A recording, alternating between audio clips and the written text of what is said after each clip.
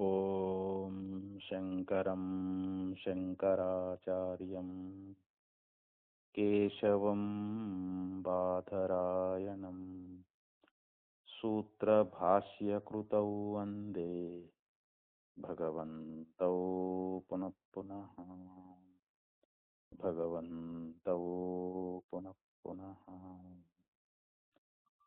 ಶ್ರೀಮಚ್ಛಂಕರ ಭಗವತ್ಪಾದಾಚಾರ್ಯರ ಜಗದ್ಗುರು ಸಿದ್ಧಾರೂಢ ಮಹಾಸ್ವಾಮಿಗಳವರ ಜಗದ್ಗುರು ಭಾರತೀಯಪ್ಪಾಜಿಯವರ ಪವಿತ್ರ ಚರಣಾರವಿಂದಗಳಲ್ಲಿ ಅನಂತ ಕೋಟಿ ಶಿರಸಾಷ್ಟಾಂಗ ಪ್ರಣಾಮವನ್ನು ಸಲ್ಲಿಸುತ್ತೇನೆ. ಶ್ರವಣಾಪೇಕ್ಷ ತಮ್ಮೆಲ್ಲರಿಗೂ ಅನೇಕ ಶರಣಾರ್ಥಿಗಳು. ಬ್ರಹ್ಮಸೂತ್ರದ 2ನೇ ಅಧ್ಯಾಯ 2ನೇ ಪಾದ 6ನೇ ಅಧಿಕರಣದಲ್ಲಿ 34ನೇ ಸೂತ್ರ ಪ್ರಾರಂಭ ಆಯಿತು. ಏವಂ ಚ ಆತ್ಮ ಅಕಾರ್ಷ್ಣ್ಯಂ ಅಂದ್ರೆ ಈಗಲೂ ಕೂಡ ಆತ್ಮನಿಗೆ ಇಲ್ಲಿ ಅಕಾರ್ಷ್ಣ್ಯತ್ವ ಅನ್ನುವಂತಹದ್ದು ಬರ್ತದೆ. ಅದನ್ನ ಭಾಷ್ಯದಲ್ಲಿ ವಿವರಣೆ ಕೊಡ್ತಾರೆ. ಅಕಾರ್ಷ್ಣ್ಯ ಅಂತ ಯಾವ್ದು ಕರೀತಾರೆ ಅನ್ನೋದ್ರ ಬಗ್ಗೆ ವಿವರಣೆಯನ್ನ ಕೊಡ್ತಾ ಇದ್ದಾರೆ ಇಲ್ಲಿ ಆಚಾರ್ಯರು.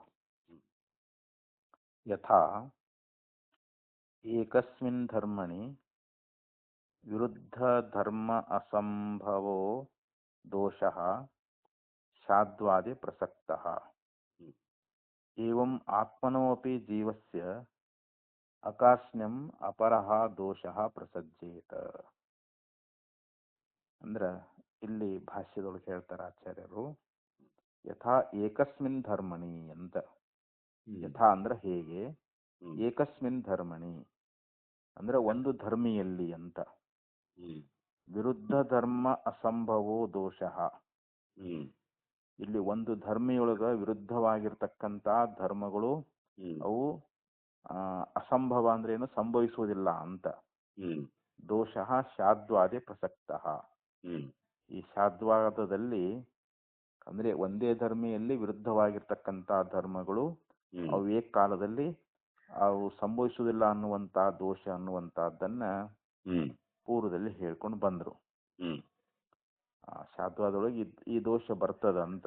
ಯಾವುದು ಒಂದೇ ಧರ್ಮಿಯೊಳಗೆ ವಿರುದ್ಧವಾಗಿರ್ತಕ್ಕಂಥ ಧರ್ಮಗಳು ಸಂಭವಿಸುವುದಿಲ್ಲ ಅನ್ನುವಂತ ದೋಷ ಅನ್ನುವಂತಹದ್ದನ್ನ ಶಾದ್ವಾದದಲ್ಲಿ ಹಿಂದೆ ತೋರಿಸಿಕೊಟ್ರು. ಇವಾಗ ಹಾಗೆ ಇಲ್ಲಿ ಆತ್ಮನಃ ಏವಂ ಅಂದ್ರೆ ಹಾಗೆ ಅಂತ, ಹಾಗೆಯೇ ಇನ್ನೊಂದು ದೋಷವನ್ನು ಹೇಳ್ತಾ ಇದ್ದಾರೆ. ಏನಂತಂದ್ರೆ ಆತ್ಮನಃ ಅಪಿ ಜೀವಸ್ಯ ಅಕಾರ್ಷ್ಣ್ಯಂ, ಇಲ್ಲಿ ಆತ್ಮನಿಗೆ ಅಂದ್ರೆ ಜೀವನಿಗೆ ಅಂತ. ಇಲ್ಲಿ ಈ ಜೀವನಿಗೂ ಕೂಡ ಒಂದು ಅಕಾರ್ಷ್ಣ್ಯ ಅನ್ನುವಂತ ದೋಷ ಅನ್ನುವಂತಹದ್ದು ಮತ್ತೊಂದು ದೋಷ ಬರ್ತದ ಅಂತ ಹೇಳ್ತಾರೆ. ಅಪರಹ ಅಂದ್ರೆ ಮತ್ತೊಂದು ದೋಷ ಪ್ರಸಜ್ಜೇತ, ಇಲ್ಲಿ ಜೀವನಿಗೆ ಅಕಾರ್ಷ್ಣ್ಯಂ ಅನ್ನುವಂತ ಮತ್ತೊಂದು ದೋಷ ಅನ್ನುವಂತಹದ್ದು ಪ್ರಾಪ್ತವಾಗ್ತದೆ. ಕಥಂ ಹೇಗೆ, ಇಲ್ಲಿ ಮತ್ತೊಂದು ದೋಷ ಬರ್ತದ ಅಂತ ಹೇಳ್ತಾ ಇದ್ದೀರಲ್ಲ, ಆ ಮತ್ತೊಂದು ದೋಷ ಹೇಗೆ ಬರ್ತದ? ಯಾಕಂದ್ರೆ ಅಲ್ಲಿ ಜೀವ ಅಕಾರ್ಷ್ಣ್ಯ ಅಂತ ಕರೀತಾರ ಅವರು. ಇಲ್ಲಿ ಅಕಾರ್ಷ್ಣ್ಯ ಅಂತಂದ್ರೆ ಪರಿಚ್ಛಿನ್ನ ಅಂತ. ನಾವು ಜೀವನಿಗೆ ಪರಿಚ್ಛಿನ್ನ, ನಾವೇನು ಆತ್ಮ ಅಥವಾ ಜೀವ ಅಂತ ಹೇಳ್ತೇವಲ್ಲ, ನಾವು ಪರಿಪೂರ್ಣ ಅಂತ ಹೇಳ್ತೀವಿ. ಯಾಕಂದ್ರೆ ಅದ್ವೈತ ಪ್ರಕಾರ ಏಕಜೀವವಾದ ಜೀವ ಒಬ್ಬನೇ ಅಂತ. ನಾವು ಜೀವರು ಹಲವರು ಅಂತ ಹೇಳಂಗಿಲ್ಲ. ಅಲ್ಲಿ ದೇಹದ ಅಭಿಮಾನದಿಂದ ಜೀವ ಅಲ್ಲಿ ನಮಗ ಬೇರೆ ಬೇರೆ ಅಂತ ಅನಿಸ್ತದ. ಅದಕ್ಕೆ ದೃಶ್ಯತೆ ಜಲಚಂದ್ರವತ ಅಂತ ಹೇಳ್ತಾರಲ್ರಿ. ಸಾವಿರಾರು ಕೊಡಗಳಿಟ್ಟಿರ್ತಕ್ಕಂಥ ನೀರಿನಲ್ಲಿ ಚಂದ್ರನ ಅನೇಕ ಪ್ರತಿಬಿಂಬಗಳು ತೋರಿದ್ರು ಕೂಡ ಪ್ರತಿಬಿಂಬಗಳು ಘಟದ ಉಪಾದಿಯಿಂದ ಅನಂತ ಆಗಿದಾವ. ಆದ್ರೆ ಅಲ್ಲಿ ಚಂದ್ರ ಮಾತ್ರ ಒಬ್ಬನೇ ಅದಾನ. ಹಂಗ ಜೀವ ಒಬ್ಬನೇ ಅದಾನ, ಅವನು ಪರಿಪೂರ್ಣ ಅಂತ ನಾವು ಹೇಳ್ತೀವಿ.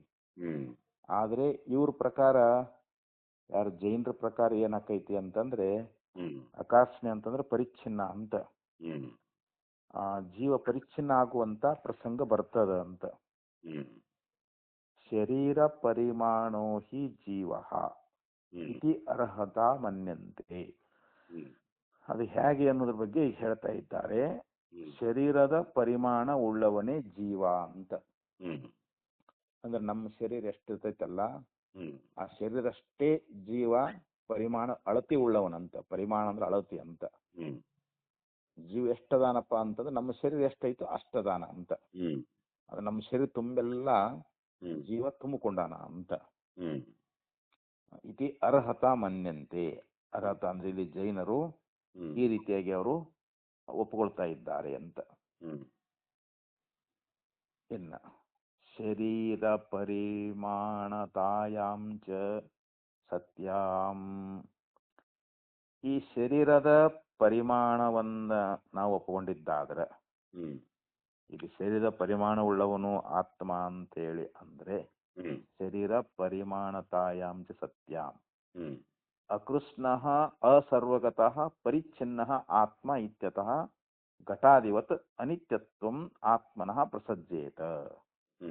ಅದಕ್ಕೆ ಹೇಳ್ತಾರೆ ಅವರು, ಈ ಶರೀರದ ಪರಿಮಾಣ ಅಂದ್ರೆ ಅಳತಿ ಉಳ್ಳವನು ಆತ್ಮ ಆಗಿದ್ದಾದ್ರೆ ಅವಾಗ ಅಲ್ಲೇನು ದೋಷ ಆಗ್ತದೆ ಅಂದ್ರೆ ಅಕೃಷ್ಣಃ ಅಸರ್ವಗತಃ. ಅಕೃಷ್ಣ ಅಂತಂದ್ರೆ ಏನು? ಅಸರ್ವಗತಃ ಅಂತ. ಸರ್ವಗತ ಅಂದ್ರೆ ಎಲ್ಲಾ ಕಡೆ ಪರಿಪೂರ್ಣವಾಗಿರೋದಕ್ಕೆ ಸರ್ವಗತ ಅಂತ ಕರೀತಾರೆ. ಅಸರ್ವಗತ ಅಂದ್ರೆ ಏನು? ಪರಿಚ್ಛಿನ್ನ ಅಂತ. ಅದಕ್ಕೆ ಪರಿಚ್ಛಿನ್ನ ಅಂತ. ಇವು ಮೂರು ಒಂದ ಅರ್ಥ. ಅಕೃಷ್ಣ ಅಂತಂದ್ರು ಒಂದೇ, ಅಸರ್ವಗತ ಅಂದ್ರು ಒಂದೇ, ಪರಿಚ್ಛಿನ್ನ ಅಂದ್ರೂ ಒಂದ. ಅದಕ್ಕೆ ಅದ ಅರ್ಥ ಬಿಡಿಸಿ ಹೇಳ್ತಾರ ಅವ್ರು. ಅಂದ್ರೆ ಇಲ್ಲಿ ಅಕೃಷ್ಣಗತಃ ಅಸರ್ವಗತಃ ಪರಿಚ್ಛಿನ್ನ ಒಂದೇ ಅರ್ಥ ಅಂತ ಹೇಳ್ತಾ ಇದ್ದಾರೆ ಆಚಾರ್ಯ. ಇಲ್ಲಿ ಜೀವ ಮತ್ತು ಶರೀರದ ಪರಿಮಾಣದಷ್ಟೇ ಉಳ್ಳವನಾಗಿದ್ದಾನೆ ಅಂತಂದ್ರೆ, ಇಲ್ಲಿ ಜೀವ ಆತ್ಮ ಎರಡು ಒಂದ ಶಬ್ದ. ಇಲ್ಲಿ ಆತ್ಮ ಇತ್ಯತಃ ಘಟಾದಿವತ್. ಹೆಂಗ ಘಟಾದಿಗಳು ಯಾವ ರೀತಿಯಾಗಿ ಅನಿತ್ಯವಾಗಿದ್ದಾವೆಯೋ, ಯಾಕಂದ್ರೆ ಅವು ಪರಿಚ್ಛಿನ್ನದಾವು. ಘಟಾದಿಗಳು ಪರಿಚ್ಛಿನ್ನವಾಗಿರುವುದರಿಂದ ಇಲ್ಲಿ ಅವು ಹೆಂಗ ಅನಿತ್ಯದವಲ್ಲ, ಹಂಗ ಆತ್ಮನೂ ಕೂಡ ಇಲ್ಲಿ ಅನಿತ್ಯನಾಗಿದ್ದಾನೆ ಅಂತ. ಆತ್ಮ ಇಲ್ಲಿ ಯಾಕಂದ್ರೆ ಮತ್ತೆ ಶರೀರದ ಪರಿಮಾಣವನ್ನು ಹೇಳ್ತಿಲ್ಲ, ಶರೀರ ಅಷ್ಟೇ ಆತ್ಮದಾನ ಅಂತಂದ್ರೆ ಶರೀರ ಹೆಂಗ ಅನಿತ್ಯದಲ್ಲ ಹಾಗೆ ಇಲ್ಲಿ ಆತ್ಮನೂ ಕೂಡ ಅನಿತ್ಯನಾಗಿದ್ದಾನೆ ಅನ್ನುವಂತ ಒಂದು ದೋಷ ಅನ್ನುವಂತಹದ್ದು ಬರ್ತದ ಅಂತ. ಇಲ್ಲಿ ಅವನು ಕೂಡ ಅನಿತ್ಯ ಆಗಬೇಕಾಗ್ತೈತಿ ಅಂತ. ಅನಿತ್ಯತ್ವ ಆತ್ಮನ ಪ್ರಸಜ್ಜೇತ. ಶರೀರಾಣಾಂಚ ಅನವಸ್ಥಿತ ಪರಿಮಾಣತ್ವಾತ್ ಮನುಷ್ಯ ಜೀವ ಮನುಷ್ಯ ಶರೀರ ಪರಿಮಾಣೋ ಭೂತ್ವಾ ಪುನಃ ಕೇನಚಿತ್ ಕರ್ಮ ವಿಪಾಕೇನ ಹಸ್ತಿ ಜನ್ಮ ಪ್ರಾಪ್ನುವನ್ ನ ಕೃಷ್ಣಂ ಹಸ್ತಿ ಶರೀರಂ ಪ್ರಾಪ್ನುಯಾತ್. ಇವಾಗ ಇನ್ನಷ್ಟು ಅದನ್ನು ಬಿಡಿಸಿ ಹೇಳ್ತಾ ಇದ್ದಾರೆ. ಈಗ ಶರೀರಾಣಾಂಚ ಅನವಸ್ಥಿತ ಪರಿಮಾಣತ್ವಾತ್, ಇಲ್ಲಿ ಶರೀರಗಳಿಗೆ ಅದು ಇಂತಿಷ್ಟೇ ಅಂತಲ್ಲಿ ನಮಗ ಗೊತ್ತಾಗಿರ್ತಕ್ಕಂಥ ಪರಿಮಾಣ ಇಲ್ಲದೆ ಇರುವುದರಿಂದ, ಈಗ ನಮ್ಮ ಶರೀರಗಳು ಒಂದೊಂದು ಅಳತಿ ಇರ್ತಾವು. ಎಲ್ಲಾ ಶರೀರ ಒಂದೇ ಅಳತಿ ಇರ್ತಾವನ್ರವು. ಈಗ ಬಾಲ್ಯದಲ್ಲಿದ್ದ ಶರೀರ ಯೌವನದೊಳಗೆ ಇರಂಗಿಲ್ಲ. ಮತ್ತೆ ಶರೀರದ ಬಾಲ್ಯದಲ್ಲಿ ಚಿಕ್ಕ ಶರೀರ ಇರ್ತದೆ, ಸಣ್ಣದಿರ್ತದೆ. ದೊಡ್ಡವರಾದ್ಮೇಲೆ ದೊಡ್ಡದಾಕತ್ತಲ್ಲ ಶರೀರ. ಮತ್ತು ಮುಪ್ಪಾವಸ್ಥೆಯೊಳಗ ಇನ್ನೂ ದೊಡ್ಡದಾಕತಿ, ಅಲ್ಲಿ ಮತ್ತೆ ಕ್ಷೀಣನು ಕೂಡ ಆಗ್ತದಲ್ಲ. ಹಾಗೆ ಅಂತ ಹೇಳ್ತಾ ಇದ್ದಾರೆ ಇಲ್ಲಿ. ಅಂದ್ರೆ ಶರೀರಗಳಿಗೆ ಇಂತಿಷ್ಟಂತೇಳಿ ನಮಗ ಗುರ್ತಾಗಿರ್ತಕ್ಕಂಥ ಪರಿಮಾಣ ಅನ್ನುವಂತಹದ್ದು ಇಲ್ಲದೆ ಇರುವುದರಿಂದ ಅಂತ. ಅದಕ್ಕೆ ಇಲ್ಲಂದ್ರೆ ಅವರು ಶರೀರಾಣಾಂಚ ಅನವಸ್ಥಿತ ಪರಿಮಾಣತ್ವಾತ್, ಶರೀರಾದಿಗಳಿಗೆ ಅನವಸ್ಥಿತ ಅಂತಂದ್ರೆ ಏನು? ಇಂತಿಷ್ಟು ಅಂತೇಳಿ ನಮ್ಗೆ ಗುರ್ತಾಗಿರ್ತಕ್ಕಂಥ ಒಂದು ಪರಿಮಾಣ ಅನ್ನುವಂತಹದ್ದು ಅಲ್ಲಿ ಇಲ್ಲದೆ ಇರುವುದರಿಂದ, ಅದು ನಮ್ಗೆ ಗುರ್ತಾಗಿರ್ತಕ್ಕಂಥ ಪರಿಮಾಣ ಇಲ್ಲದೆ ಇರುವುದರಿಂದ ಮನುಷ್ಯ ಜೀವ, ಇಲ್ಲಿ ಮನುಷ್ಯ ಜೀವ ಏನಾಗಿದ್ದಾನೆ? ಮನುಷ್ಯ ಶರೀರ ಪರಿಮಾಣೋ ಭೂತ್ವಾ. ಈಗ ಒಬ್ಬ ಮನುಷ್ಯನ ಶರೀರ ಅದ ಅಂತಂದ್ರ ಆ ಮನುಷ್ಯನ ಶರೀರದ ಅಳತಿ ಅಷ್ಟೇ ಅಲ್ಲಿ ಒಳಗೆ ಜೀವದಾನ ಅಂತ ಅರ್ಥ ಅಲ್ಲಿ. ಅದಕ್ಕಂತಾರ ಅವರು, ಮನುಷ್ಯ ಜೀವ ಏನಾಗಿದ್ದಾನೆ ಆ ಮನುಷ್ಯ ಶರೀರದ ಒಂದು ಪರಿಮಾಣ ಉಳ್ಳವನಾಗಿದ್ದಾನ ಅಂತ. ಅದರಷ್ಟ ಅಳತೆ ಅಷ್ಟೇ ಇರ್ತಾನಂತ ಅವನು. ಆನೆ ಶರೀರದೊಳಗೆ ಆನೆ ಅಷ್ಟಿರ್ತಾನ, ಮನುಷ್ಯ ಶರೀರದೊಳಗೆ ಮನುಷ್ಯನಷ್ಟಿರ್ತಾನ. ಒಂದು ಎಮ್ಮೆ ಶರೀರದೊಳಗೆ ಎಮ್ಮೆ ಎಷ್ಟು ಇರ್ತಾನ, ಹ್ಮ್ ಒಂದು ಗೆದ್ದಲುಳ ಇರ್ತತಲ್ರಿ ಹೌದು ಅದ್ರೊಳಗೆ ಅದರಷ್ಟೇ ಇರ್ತಾನ ಅಂತ ಹಿಂಗ್ರಿ. ಹ್ಮ್ ಅಂದ್ರೆ ಅವರು ಜೈನರ ಪ್ರಕಾರ ಇದೆ ಅವರು ಶರೀರ ಪರಿಮಾಣ ಉಳ್ಳವನೇ ಇಲ್ಲಿ ಆತ್ಮ ಅಂತ ಹೇಳ್ತಾ ಇದ್ದಾರೆ ಅವರು. ಹ್ಮ್ ಆ ಮನುಷ್ಯ ಶರೀರ ಅನ್ನುವಂಥದ್ದು ಏನದಲ್ಲ ಅದ್ರ ಅಳತೆ ಉಳ್ಳಂತ ಈ ಆತ್ಮ ಅಂತ. ಹ್ಮ್ ಮನುಷ್ಯ ಶರೀರ ಪರಿಮಾಣ ಭೂತ್ವ ಅಂದ್ರೆ ಮನುಷ್ಯ ಶರೀರದ ಅಳತೆ ಉಳ್ಳವನಾಗಿ ಇದ್ದುಕೊಂಡು ಹ್ಮ್ ಪುನಃ ಕೇನಚಿತ್ ಕರ್ಮ ವಿಪಾಕೇನ ಹ್ಮ್ ಮತ್ತ ಶರೀರ ಹಂಗೆ ಇರ್ತದನ್ರಿ. ಹ್ಮ್ ಅವನು ಮಾಡಿರ್ತಕ್ಕಂಥ ಯಾವುದೋ ಕರ್ಮದ ಫಲಭೋಗ ಅನ್ನುವಂಥ ತೀರ್ತು ಅಂತ ತಿಳ್ಕೊಳ್ರಿ. ಹ್ಮ್ ಆ ಶರೀರವನ್ನು ಬಿಡ್ತಾನ ಅವಾಗ. ಹ್ಮ್ ಬಿಟ್ಟು ಅವನಿಗೆ ಅಕಸ್ಮಾತ್ ಆನೆ ಶರೀರ ಬಂತು ಅಂತ ತಿಳ್ಕೊಡ್ರಿ ಅವಾಗ. ಹ್ಮ್ ಈ ಮನುಷ್ಯ ಶರೀರದೊಳಗ ಇದ್ರ ಅಳತೆ ಎಷ್ಟಿತ್ತು ಅಷ್ಟೇ ಇಲ್ಲಿ ಆತ್ಮ ಇದ್ದ. ಹೌದೌದು ಈಗ ಈ ಶರೀರ ಬಿಟ್ಟು ಮುಂದ ಹ್ಮ್ ವಿಪಾಕೇನ ಹಸ್ತಿ ಜನ್ಮ ಪ್ರಾಪ್ನುವನ್. ಹ್ಮ್ ಅವಾಗ ಏನಾಯ್ತು, ಆನೆ ಜನ್ಮವನ್ನ ಪಡ್ಕೊಳ್ತಾ ಇದ್ದಾನ ಅವನು ಈ ಶರೀರ ಬಿಟ್ಟ ಕೂಡಲೇ. ಹ್ಮ್ ಯಾವುದೋ ಒಂದು ಪೂರ್ವ ಜನ್ಮದಲ್ಲಿ ಮಾಡಿದ ಒಂದು ಕರ್ಮದ ಪರಿಪಾಕದಿಂದ ಹ್ಮ್ ಈ ಜನ್ಮ ಅವನಿಗೆ ಈ ಪ್ರಾರಬ್ಧ ಭೋಗ ಮುಗಿತ ಈ ಶರೀರ ಬಿಟ್ಟೇ ಬಿಡ್ತೇವಲ್ಲ ಅದನ್ನ ಹೌದು ಬಿಟ್ಟು ಮತ್ತೊಂದು ಶರೀರ ಅವನಿಗೆ ಅಕಸ್ಮಾತ್ ಅವನಿಗೆ ಮುಂದಿನ ಜನ್ಮದೊಳಗೆ ಆನೆ ಜನ್ಮ ಪಡೆಯುವಂತಹದಿತ್ತು ಅಂತಂದ್ರೆ ಹ್ಮ್ ಅವ್ನು ಮಾಡಿದ ಕರ್ಮಾನುಸಾರ ಅವನಿಗೆ ಆನೆ ಜನ್ಮ ಬರುದಿತ್ತು ಅಂತಂದ್ರೆ ಹ್ಮ್ ಹಸ್ತಿ ಜನ್ಮ ಪ್ರಾಪ್ನುವನ್. ಹ್ಮ್ ಅಲ್ಲಿ ಆನೆಯ ಒಂದು ಶರೀರ ಅನ್ನುವಂತಹದ್ದನ್ನ ಹ್ಮ್ ಪಡ್ಕೊಂಡು ಹ್ಮ್ ಅವಾಗ ಅಲ್ಲಿ ಏನಾಕತಿ ನ ಕೃಷ್ಣಂ ಹಸ್ತ ಶರೀರಂ ಪ್ರಾಪ್ನುಯಾತ್. ಹ್ಮ್ ಮತ್ತ ಆನೆ ಶರೀರ ತುಂಬೆಲ್ಲವ ಆತ್ಮದಾನೇನು ಅಂತಂದ್ರೆ ಇಲ್ಲ. ಹ್ಮ್ ಯಾಕಂದ್ರೆ ಅವನು ಇಲ್ಲಿ ಮನುಷ್ಯ ಶರೀರದೊಳಗೆ ಎಷ್ಟಿದ್ದ ಅಷ್ಟ ಅದ್ರೊಳಗೆ ಸೇರ್ಕೊಳ್ತಾನ. ಹೌದು ಮತ್ತು ಮನುಷ್ಯ ಶರೀರಕ್ಕೆ ಆನೆ ಶರೀರಕ್ಕೆ ಭಾಳ ದೊಡ್ಡದಲ್ಲ, ಆನೆ ಶರೀರ ಭಾಳ ದೊಡ್ಡದಲ್ಲ. ಹ್ಮ್ ಕರೆಕ್ಟ್ ಮನುಷ್ಯನ ಶರೀರಕ್ಕಿಂತಲೂ ಆನೆ ಶರೀರ ಬಹಳ ದೊಡ್ಡದು. ಹ್ಮ್ ಮತ್ತು ಆನೆ ಶರೀರದೊಳಗೆ ಎಲ್ಲೋ ಒಂದು ಭಾಗದಾಗ ಇದ್ದಂಗೆ ಆಕೈತಿ ಆತ್ಮ. ಹೌದು ಉಳಿದ ಭಾಗ ನಿರಾತ್ಮ ಆದಂಗೆ ಆಗ್ಬಿಡ್ತೈತಿ ಅದು. ಹ್ಮ್ ಆದ್ರೆ ಅದನ್ನ ಒಪ್ಪಕ್ ಬರ್ತದೆ ಏನದನ್ನ.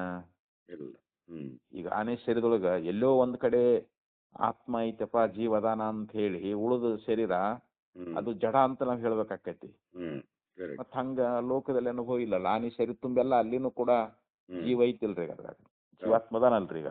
ಹ್ಮ್ ಅದಕ್ಕೆ ಇಲ್ಲಿ ಆನೆ ಶರೀರವನ್ನ ಪಡ್ಕೊಂಡಾಗ ಆನೆ ಶರೀರ ಎಷ್ಟೈತಲ್ಲ ಹ್ಮ್ ಅಷ್ಟನ್ನ ಅವನು ವ್ಯಾಪಿಸಿಕೊಳ್ಳುವುದಿಲ್ಲ.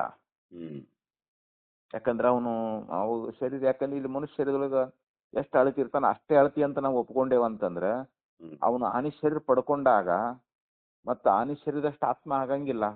ಹ್ಮ್ ಮತ್ತು ಅದು ಆನೆ ಶರೀರದ ಎಲ್ಲೋ ಒಂದು ಭಾಗದೊಳಗೆ ಅಷ್ಟ ಈ ಮನುಷ್ಯ ಶರೀರ ಎಷ್ಟು ಪರಿಮಾಣ ಇತ್ತಲ್ಲ, ಎಷ್ಟು ಅಳತಿತ್ತಲ್ಲ ಅಷ್ಟ ಅಳತಿ ಮತ್ತು ಅಲ್ಲಿ ಅದ್ರಾಗ ಹೋಗಿ ಸೇರ್ಕೊಂಡಂಗಿವ. ಇಲ್ಲಿ ಹ್ಮ್ ಉಳಿದ ಭಾಗ ಅನ್ನುವಂಥದ್ದು ಮತ್ತು ಅಲ್ಲಿ ಸಂಪೂರ್ಣವಾಗಿ ಆನೆ ಶರೀರ ಸಂಪೂರ್ಣ ಶರೀರವನ್ನು ಅದು ವ್ಯಾಪಿಸಿಕೊಳ್ಳಲಾರದೆ ಹೋಗ್ತಾನ ಅಂತವನು.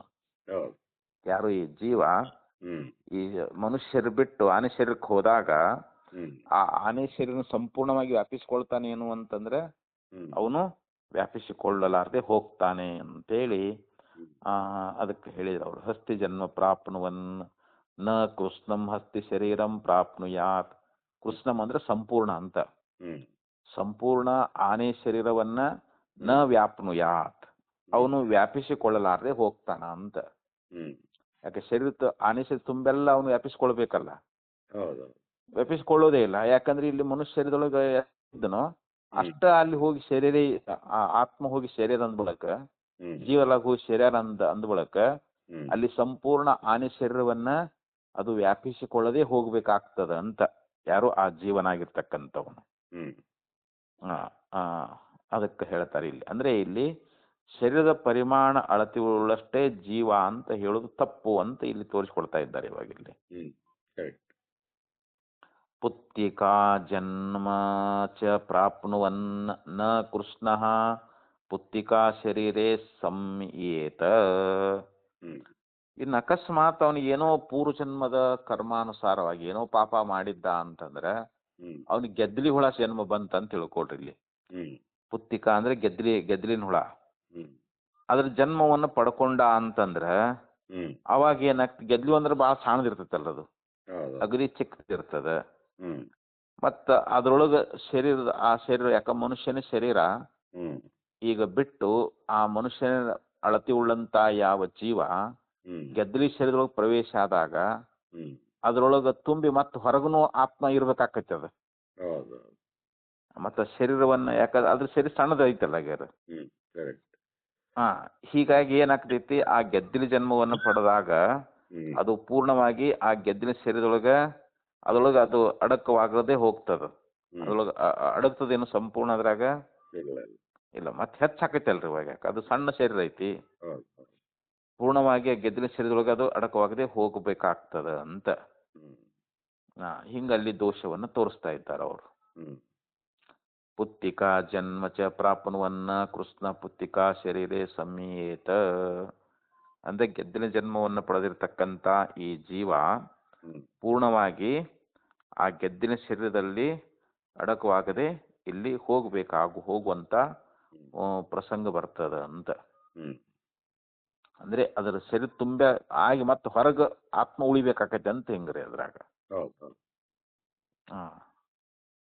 ಸಮಾನ ಏಷಃ ಏಕಸ್ಮಿನ್ನಪಿ ಜನ್ಮನಿ ಕೌಮಾರ ಯೌವನ ಸ್ಥಾವಿರೇಷು ದೋಷಃ. ಹಾಗೆ ಈಗ ಒಂದೇ ಜನ್ಮದೊಳಗ ಈಗ ಮಗು ತಾಯಿ ಗರ್ಭದ ಹುಟ್ಟಿದಾಗ ಮಗು ಸಣ್ಣದಿರ್ತದೆ, ಮತ್ತ ಆ ಶರೀರದಷ್ಟೇ ಆತ್ಮ ಜೀವದಾನ ಅಂತ ಒಪ್ಪಿಕೊಂಡ್ರ ಆ ಶರೀರ ಅಷ್ಟೇ ಇರಂಗಿಲ್ಲಲ್ರಿ ಇದು. ಮುಂದೆ ಬಾಲ್ಯ ಬರ್ತದ, ಆ ಬಳಿಕ ಮುಂದೆ ಯೌವನ ಬರ್ತದ, ಆ ಬಳಿಕ ಮುಂದೆ ಮುಪ್ಪು ಬರ್ತದ, ಮತ್ತ ಅವಾಗ ಆತ್ಮ ಹಂಗ ಬೆಳ್ಕೊಂತ ಹೋದಂಗ ಆಕೈತಿ ಈಗ ಅಲ್ಲಿ.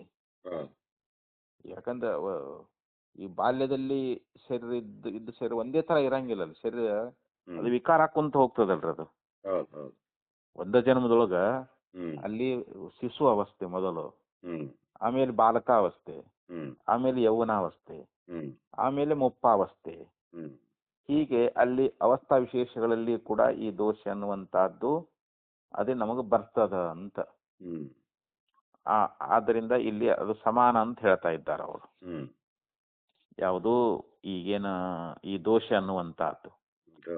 ಯಾಕಂದ್ರೆ ಅಲ್ಲಿ ಮತ್ತೆ ಆತ್ಮ ಅಲ್ಲಿ ಈಗ ಶಿಶು ಇದ್ದಾಗ ಇದ್ದ ಆತ್ಮ ಮತ್ತೆ ಬಾಲ್ಯಾವಸ್ಥೆಗೆ ಬಂತು ಅಂದ್ರೆ ಮತ್ತೆ ದೊಡ್ಡದಾತ ಆತ್ಮ ಅವಾಗ. ಮತ್ತೆ ಯೌವನಕ್ಕೆ ಬಂದಾಗ ಇನ್ನೊಟ್ಟು ಆತ್ಮ ದೊಡ್ಡದಾಯ್ತು ಅಂತ ಹೇಳ್ಬೇಕಾಕೈತಿ ನಾವೀಗ ಇಲ್ಲಿ. ಹಾಗೆ ಹೇಳಿದ್ರೆ ಮತ್ತೆ ವಿಕಾರವನ್ನು ಹೇಳ್ದಂಗ ಆಕೈತಲ್ರಿ ಈಗ. ಆತ್ಮ ವಿಕಾರ ಹೊಂದಂಗ ಆಗ್ತೈತಿ ಅಲ್ಲಿ.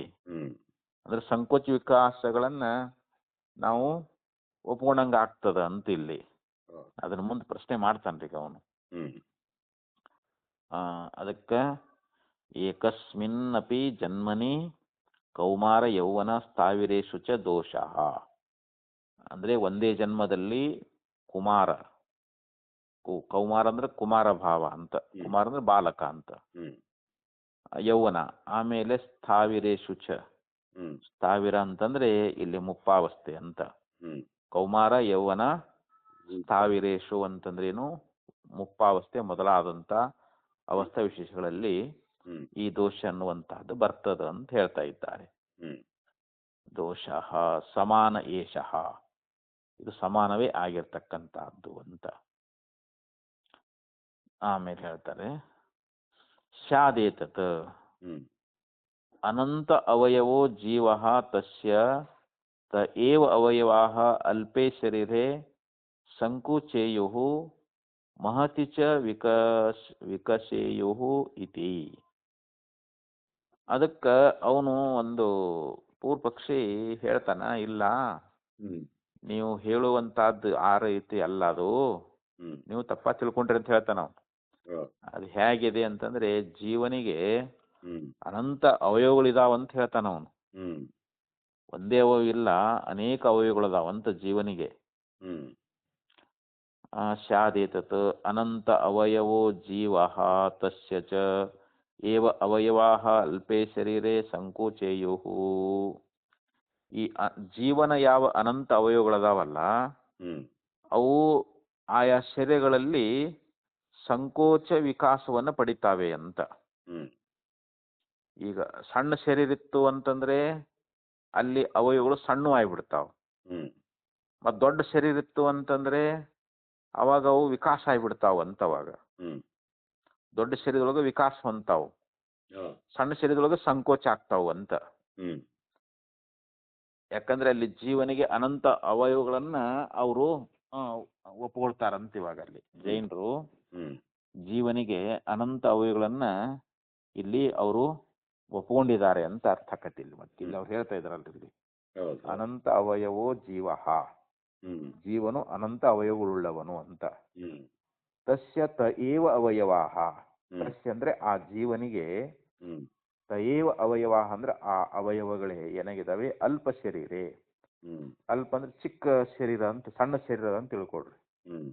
ಅದ್ರೊಳಗೆ ಸಂಕೋಚೇಯು, ಅಲ್ಲಿ ಆ ಅವಯವಗಳು ಸಂಕೋಚವನ್ನು ಹೊಂದ್ತಾ ಇದ್ದಾವೆ ಅಂತ. ಅಲ್ಲಿ ಅನಂತ ಅವಯವಗಳದಾವು, ಅಲ್ಪ ಶರೀರದೊಳಗ ಸಂಕೋಚ ಆಗ್ತಾವು. ಇನ್ನು ಅಕಸ್ಮಾತ್ ದೊಡ್ಡ ಶರೀರ ಬಂತು ಅಂತಂದ್ರೆ ಅಲ್ಲಿ ವಿಕಾಸ ಆಗ್ತಾವು ಅಂತ. ಅಂದ್ರೆ ಸಂಕೋಚ ವಿಕಾಸ ಉಳ್ಳವುಗಳಾಗಿದ್ದಾವೆ ಅಂತ ಅವಯವಗಳು. ಆ ಜೀವನ ಅವಯವಗಳು ಏನದಾವಲ್ಲ, ಅವು ಸಂಕೋಚ ಮತ್ತು ವಿಕಾಸವನ್ನ ಹೊಂದ್ತಾ ಇದ್ದಾವೆ ಅಂತ ಹೇಳ್ತಾರೆ ಅವರು. ವಿಕಸೇಯುಹು ಮಹತಿ ಚ ವಿಕಸೇಯುಹು, ಮಹತಿ ಅಂದ್ರೆ ದೊಡ್ಡ ಶರೀರದಲ್ಲಿ, ವಿಕಸೇಯು ಅಂತಂದ್ರೆ ವಿಕಾಸವನ್ನ ಹೊಂದ್ತಾ ಇದ್ದಾವೆ ಅಂತ.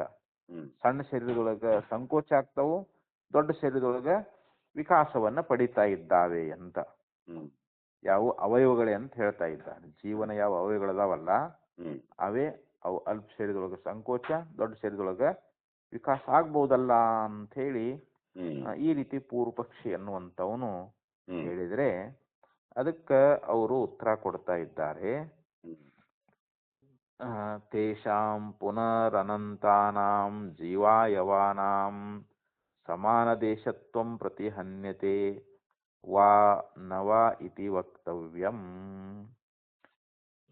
ತೇಷಾಂ ಪುನರನಂತಾನಾಂ ಜೀವಾಯವಾನಾಂ ಅಂದ್ರೆ ಇಲ್ಲಿ ಜೀವನ ಅವಯವಗಳು ಅನಂತ ಅಂತ ನೀವು ಹೇಳ್ತಾ ಇದ್ದೀರಿ. ಅವು ಒಂದ ದೇಶದಲ್ಲಿದ್ರೆ ಅವು ಒಂದಕ್ಕೊಂದು ಅಡ್ಡಿ ಆಗ್ತಾವೋ ಇಲ್ಲವೋ ಅಂತ ಕೇಳ್ತಾ ಇದ್ದಾನ. ಆ ಜೈನರನ್ನ ಕುರಿತು ಇಲ್ಲಿ ಆಚಾರ್ಯ ಏನ್ ಕೇಳ್ತಾರೆ ಅಂತಂದ್ರೆ, ಅನಂತ ಅವಯವೋ ಜೀವ ತೇಷಾಂ ಪುನರನಂತಾನಾಂ ಜೀವಾಯವಾನಾಂ ಸಮಾನ ದೇಶತ್ವಂ ಪ್ರತಿಹನ್ಯತೆ. ಅಂದ್ರೆ ಒಂದೇ ದೇಶದಲ್ಲಿ ಇರುವಂತವುಗಳು ಅಂತ ಅನಂತ ಜೀವಗಳು ಆ ಒಂದ ದೇಶದೊಳಗ ಇದ್ರ ಅವು ಒಂದಕ್ಕೊಂದು ಪ್ರತಿಹನ್ಯತೆ ಅಂತಂದ್ರೆ ಏನು, ಅಡ್ಡಿಯನ್ನ ಉಂಟು ಮಾಡುವಂತಹದ್ದು ಅಂತ. ಅವು ಒಂದಕ್ಕೊಂದು ಅಡ್ಡಿಯ ಆಗ್ತಾವೋ ಅಥವಾ ಇಲ್ಲವೋ ಅಂತ ಹೇಳಿ ನೀವೇ ಹೇಳಬೇಕು ಅಂತ ಹೇಳ್ತಾರ. ಜೈನರನ್ನ ಕುರಿತು ಆಚಾರ್ಯ ಕೇಳ್ತಾ ಇದ್ದಾರೆ. ಅನಂತ ಅವಯವಗಳಾಗಿರ್ತಕ್ಕಂಥ ಈ ಜೀವನ ಅವಯವಗಳು ಅವು ಒಂದ ದೇಶದಲ್ಲಿದ್ರೆ ಮತ್ತು ಒಂದಕ್ಕೊಂದು ಅಡ್ಡಿ ಆಗ್ಬಹುದಲ್ಲ ಅಂತ. ಆಗ್ತಾವೋ ಇಲ್ಲೋ ಹೇಳ್ರಿ ಅಂತ ಅಂತಾನೆ ಜೈನರನ್ನ ಕುರಿತು. ಈಗ ಮೊದಲನೇದಾಗಿ ಹೇಳ್ತಾ ಇದ್ದಾರೆ, ಪ್ರತಿಘಾತೆ ತಾವತ್ ನ ಅನಂತವಯವಾಹ ಪರಿಚ್ಛಿನ್ನೇ ದೇಶೆ ಸಮ್ಮಿಏರನ್. ಪ್ರತಿಘಾತೆ ತಾವತ್, ಈಗ ಅವು ಅಡ್ಡಿ ಆಗೋದಾದ್ರೆ, ಮೊದಲನೇದಾಗಿ ಅವು ಒಂದಕ್ಕೊಂದು ಅಡ್ಡಿ ಆಗ್ತಾವೆ ಅಂತ, ಒಂದೇ ದೇಶದಲ್ಲಿದ್ದುಕೊಂಡು ಅವು ಒಂದಕ್ಕೊಂದು ಅಡ್ಡಿ ಆಗ್ತಾವೆ ಅಂತ ಆದ್ರೆ ಆ ಅನಂತವಾಗಿರ್ತಕ್ಕಂಥ ಅವಯವಗಳು ಆ ಪರಿಚ್ಛಿನ್ನ ದೇಶದಲ್ಲಿ ಅವು ಅಡಕವಾಗಲಾರದೆ ಹೋಗ್ತಾವೆ ಅಂತ. ಯಾಕಂದ್ರೆ ಜೀವನಾವಯವಗಳು ಅನಂತ ಅಂತ ಹೇಳ್ತಾರಲ್ರಿ. ಅವು ಅನಂತ ಅವಯವಗಳು ಏನಾಗ್ತಾವು, ಪರಿಚ್ಛಿನ್ನವಾಗಿರ್ತಕ್ಕಂಥ ದೇಶದೊಳಗ ಅವು ಏನಾಗ್ತಾವ, ಅಡಕವಾಗಲಾರದೆ ಹೋಗ್ತಾ ಇದ್ದಾವೆ ಅಂತ. ಒಂದ್ ವೇಳೆ ಅಡ್ಡಿ ಆಗೋದಿಲ್ಲ ಅಂತ ಆದ್ರೆ ಅವಾಗ ಏನಾಕೈತೆ ಅನ್ನೋದ್ರ ಬಗ್ಗೆ ಹೇಳ್ತಾ ಇದ್ದಾರೆ ಅವರು. ಪ್ರತಿಘಾತೆ ತಾವತ್ ಅನಂತವಯವಾಹ ಪರಿಚ್ಛಿನ್ನೇ ದೇಶೆ ಸಮೀರನ್ ಅಪ್ರತಿಘಾತೇಪಿ. ಅಪ್ರತಿಘಾತೇಪಿ ಅಂತಂದ್ರೇನು, ಒಂದಕ್ಕೊಂದು ಅಡ್ಡಿಯನ್ನ ಉಂಟು ಮಾಡೋದಿಲ್ಲ ಅಂತಾದ್ರೆ ಅಂತ. ಎರಡನೇ ಪಕ್ಷಕ್ಕೆ ಬರ್ತಾರೆ ಇದ್ದಾಗ. ಏಕಾವಯವ ದೇಶತ್ವೋಪಪತ್ತೇಹೇ ಸರ್ವೇಷಾಂ ಅವಯವಾನಾಂ ಪ್ರತಿಮಾನುಪಪತ್ತೇಹೇ ಜೀವಸ್ಯ ಅಣುಮಾತ್ರತ್ವ ಪ್ರಸಂಗಃ ಸ್ಯಾತ್. ಈಗ ಅಲ್ಲಿ ಒಂದಕ್ಕೊಂದು ಅವು ಅಡ್ಡಿಯನ್ನ ಉಂಟು ಮಾಡುವುದಿಲ್ಲ ಅಂತ ಒಂದ್ ವೇಳೆ ಹಾಗೆ ಹೇಳುವುದಾದ್ರೆ ಅವಾಗ ಏನಾಗ್ತೈತಿ ಅಂತಂದ್ರೆ, ಅವು ಒಂದೇ ಅವಯವದ ಸ್ಥಳದಲ್ಲಿ ಎಲ್ಲಾ ಅವಯವಗಳು ಕೂಡ ಸೇರ್ಕೊಳ್ಬಹುದು ಅಂತ. ಅಡ್ಡಿ ಆಗುದಿಲ್ಲ ಅಂತ ಒಂದ್ ವೇಳೆ ನೀವು ಹೇಳ್ತೀನಿ ಅಂತಂದ್ರ ಆ ಒಂದೇ ಅವಯವದ ಸ್ಥಳಗಳಲ್ಲಿ ಅವು ಎಲ್ಲಾ ಅವಯವಗಳು ಏನ್ ಮಾಡ್ತಾ ಇದ್ದಾವೆ, ಒಂದಕ್ಕೊಂದು ಅವು ಸೇರ್ಕೊಳ್ಬಹುದು. ಅವಾಗ ಜೀವ ಅಣು ಪರಿಮಾಣ ಅಂತ ನೀವು ಹೇಳ್ಬೇಕಾಕೈತಿ ಅಂತ. ಯಾರು ಅವಾಗ ಜೀವಾತ್ಮ ಏನಾಗ್ತಾನ ಅವನು ಅಣು ಪರಿಮಾಣ ಅಂತ. ಮತ್ತೆ ಅನಂತ ಅವಿಗಳಂತ ಒಪ್ಕೊಂಡಾಗ ಮತ್ತೆ ಅಲ್ಲಿ ಜೀವನ ನಾವು ಅಣು ಪರಿಮಾಣ ಅಂತಾನೆ ಒಪ್ಕೊಳ್ಬೇಕಾಕೈತಿ ಅಂತ ಹೇಳ್ತಾ ಇದ್ದಾರೆ ಅವರು. ಅಪ್ರತಿಘಾತೇಪಿ ಏಕವೈವ ದೇಶತ್ವೋಪತ್ತೇ, ಅಂದ್ರೆ ಒಂದೇ ದೇಶದಲ್ಲಿ ನಾವು ಅಲ್ಲಿ ಒಪ್ಕೊಳ್ಬೇಕಾಗ್ತೈತಿ ಅಂತ. ಅಂದ್ರೆ ಒಂದೇ ಅವಯವ ಸ್ಥಳದಲ್ಲಿ ಎಲ್ಲಾ ಅವಯವಗಳು ಸೇರಿಕೊಳ್ಳಬಹುದಾದ್ದರಿಂದ ಜೀವ ಇಲ್ಲಿ ಅಣುಮಾತ್ರ ಪರಿಮಾಣದವನು ಅಂತ ಹೇಳಿಸ್ಕೊಳ್ತಾ ಇದ್ದಾನ ಅಂತ. ಅಪಿಚ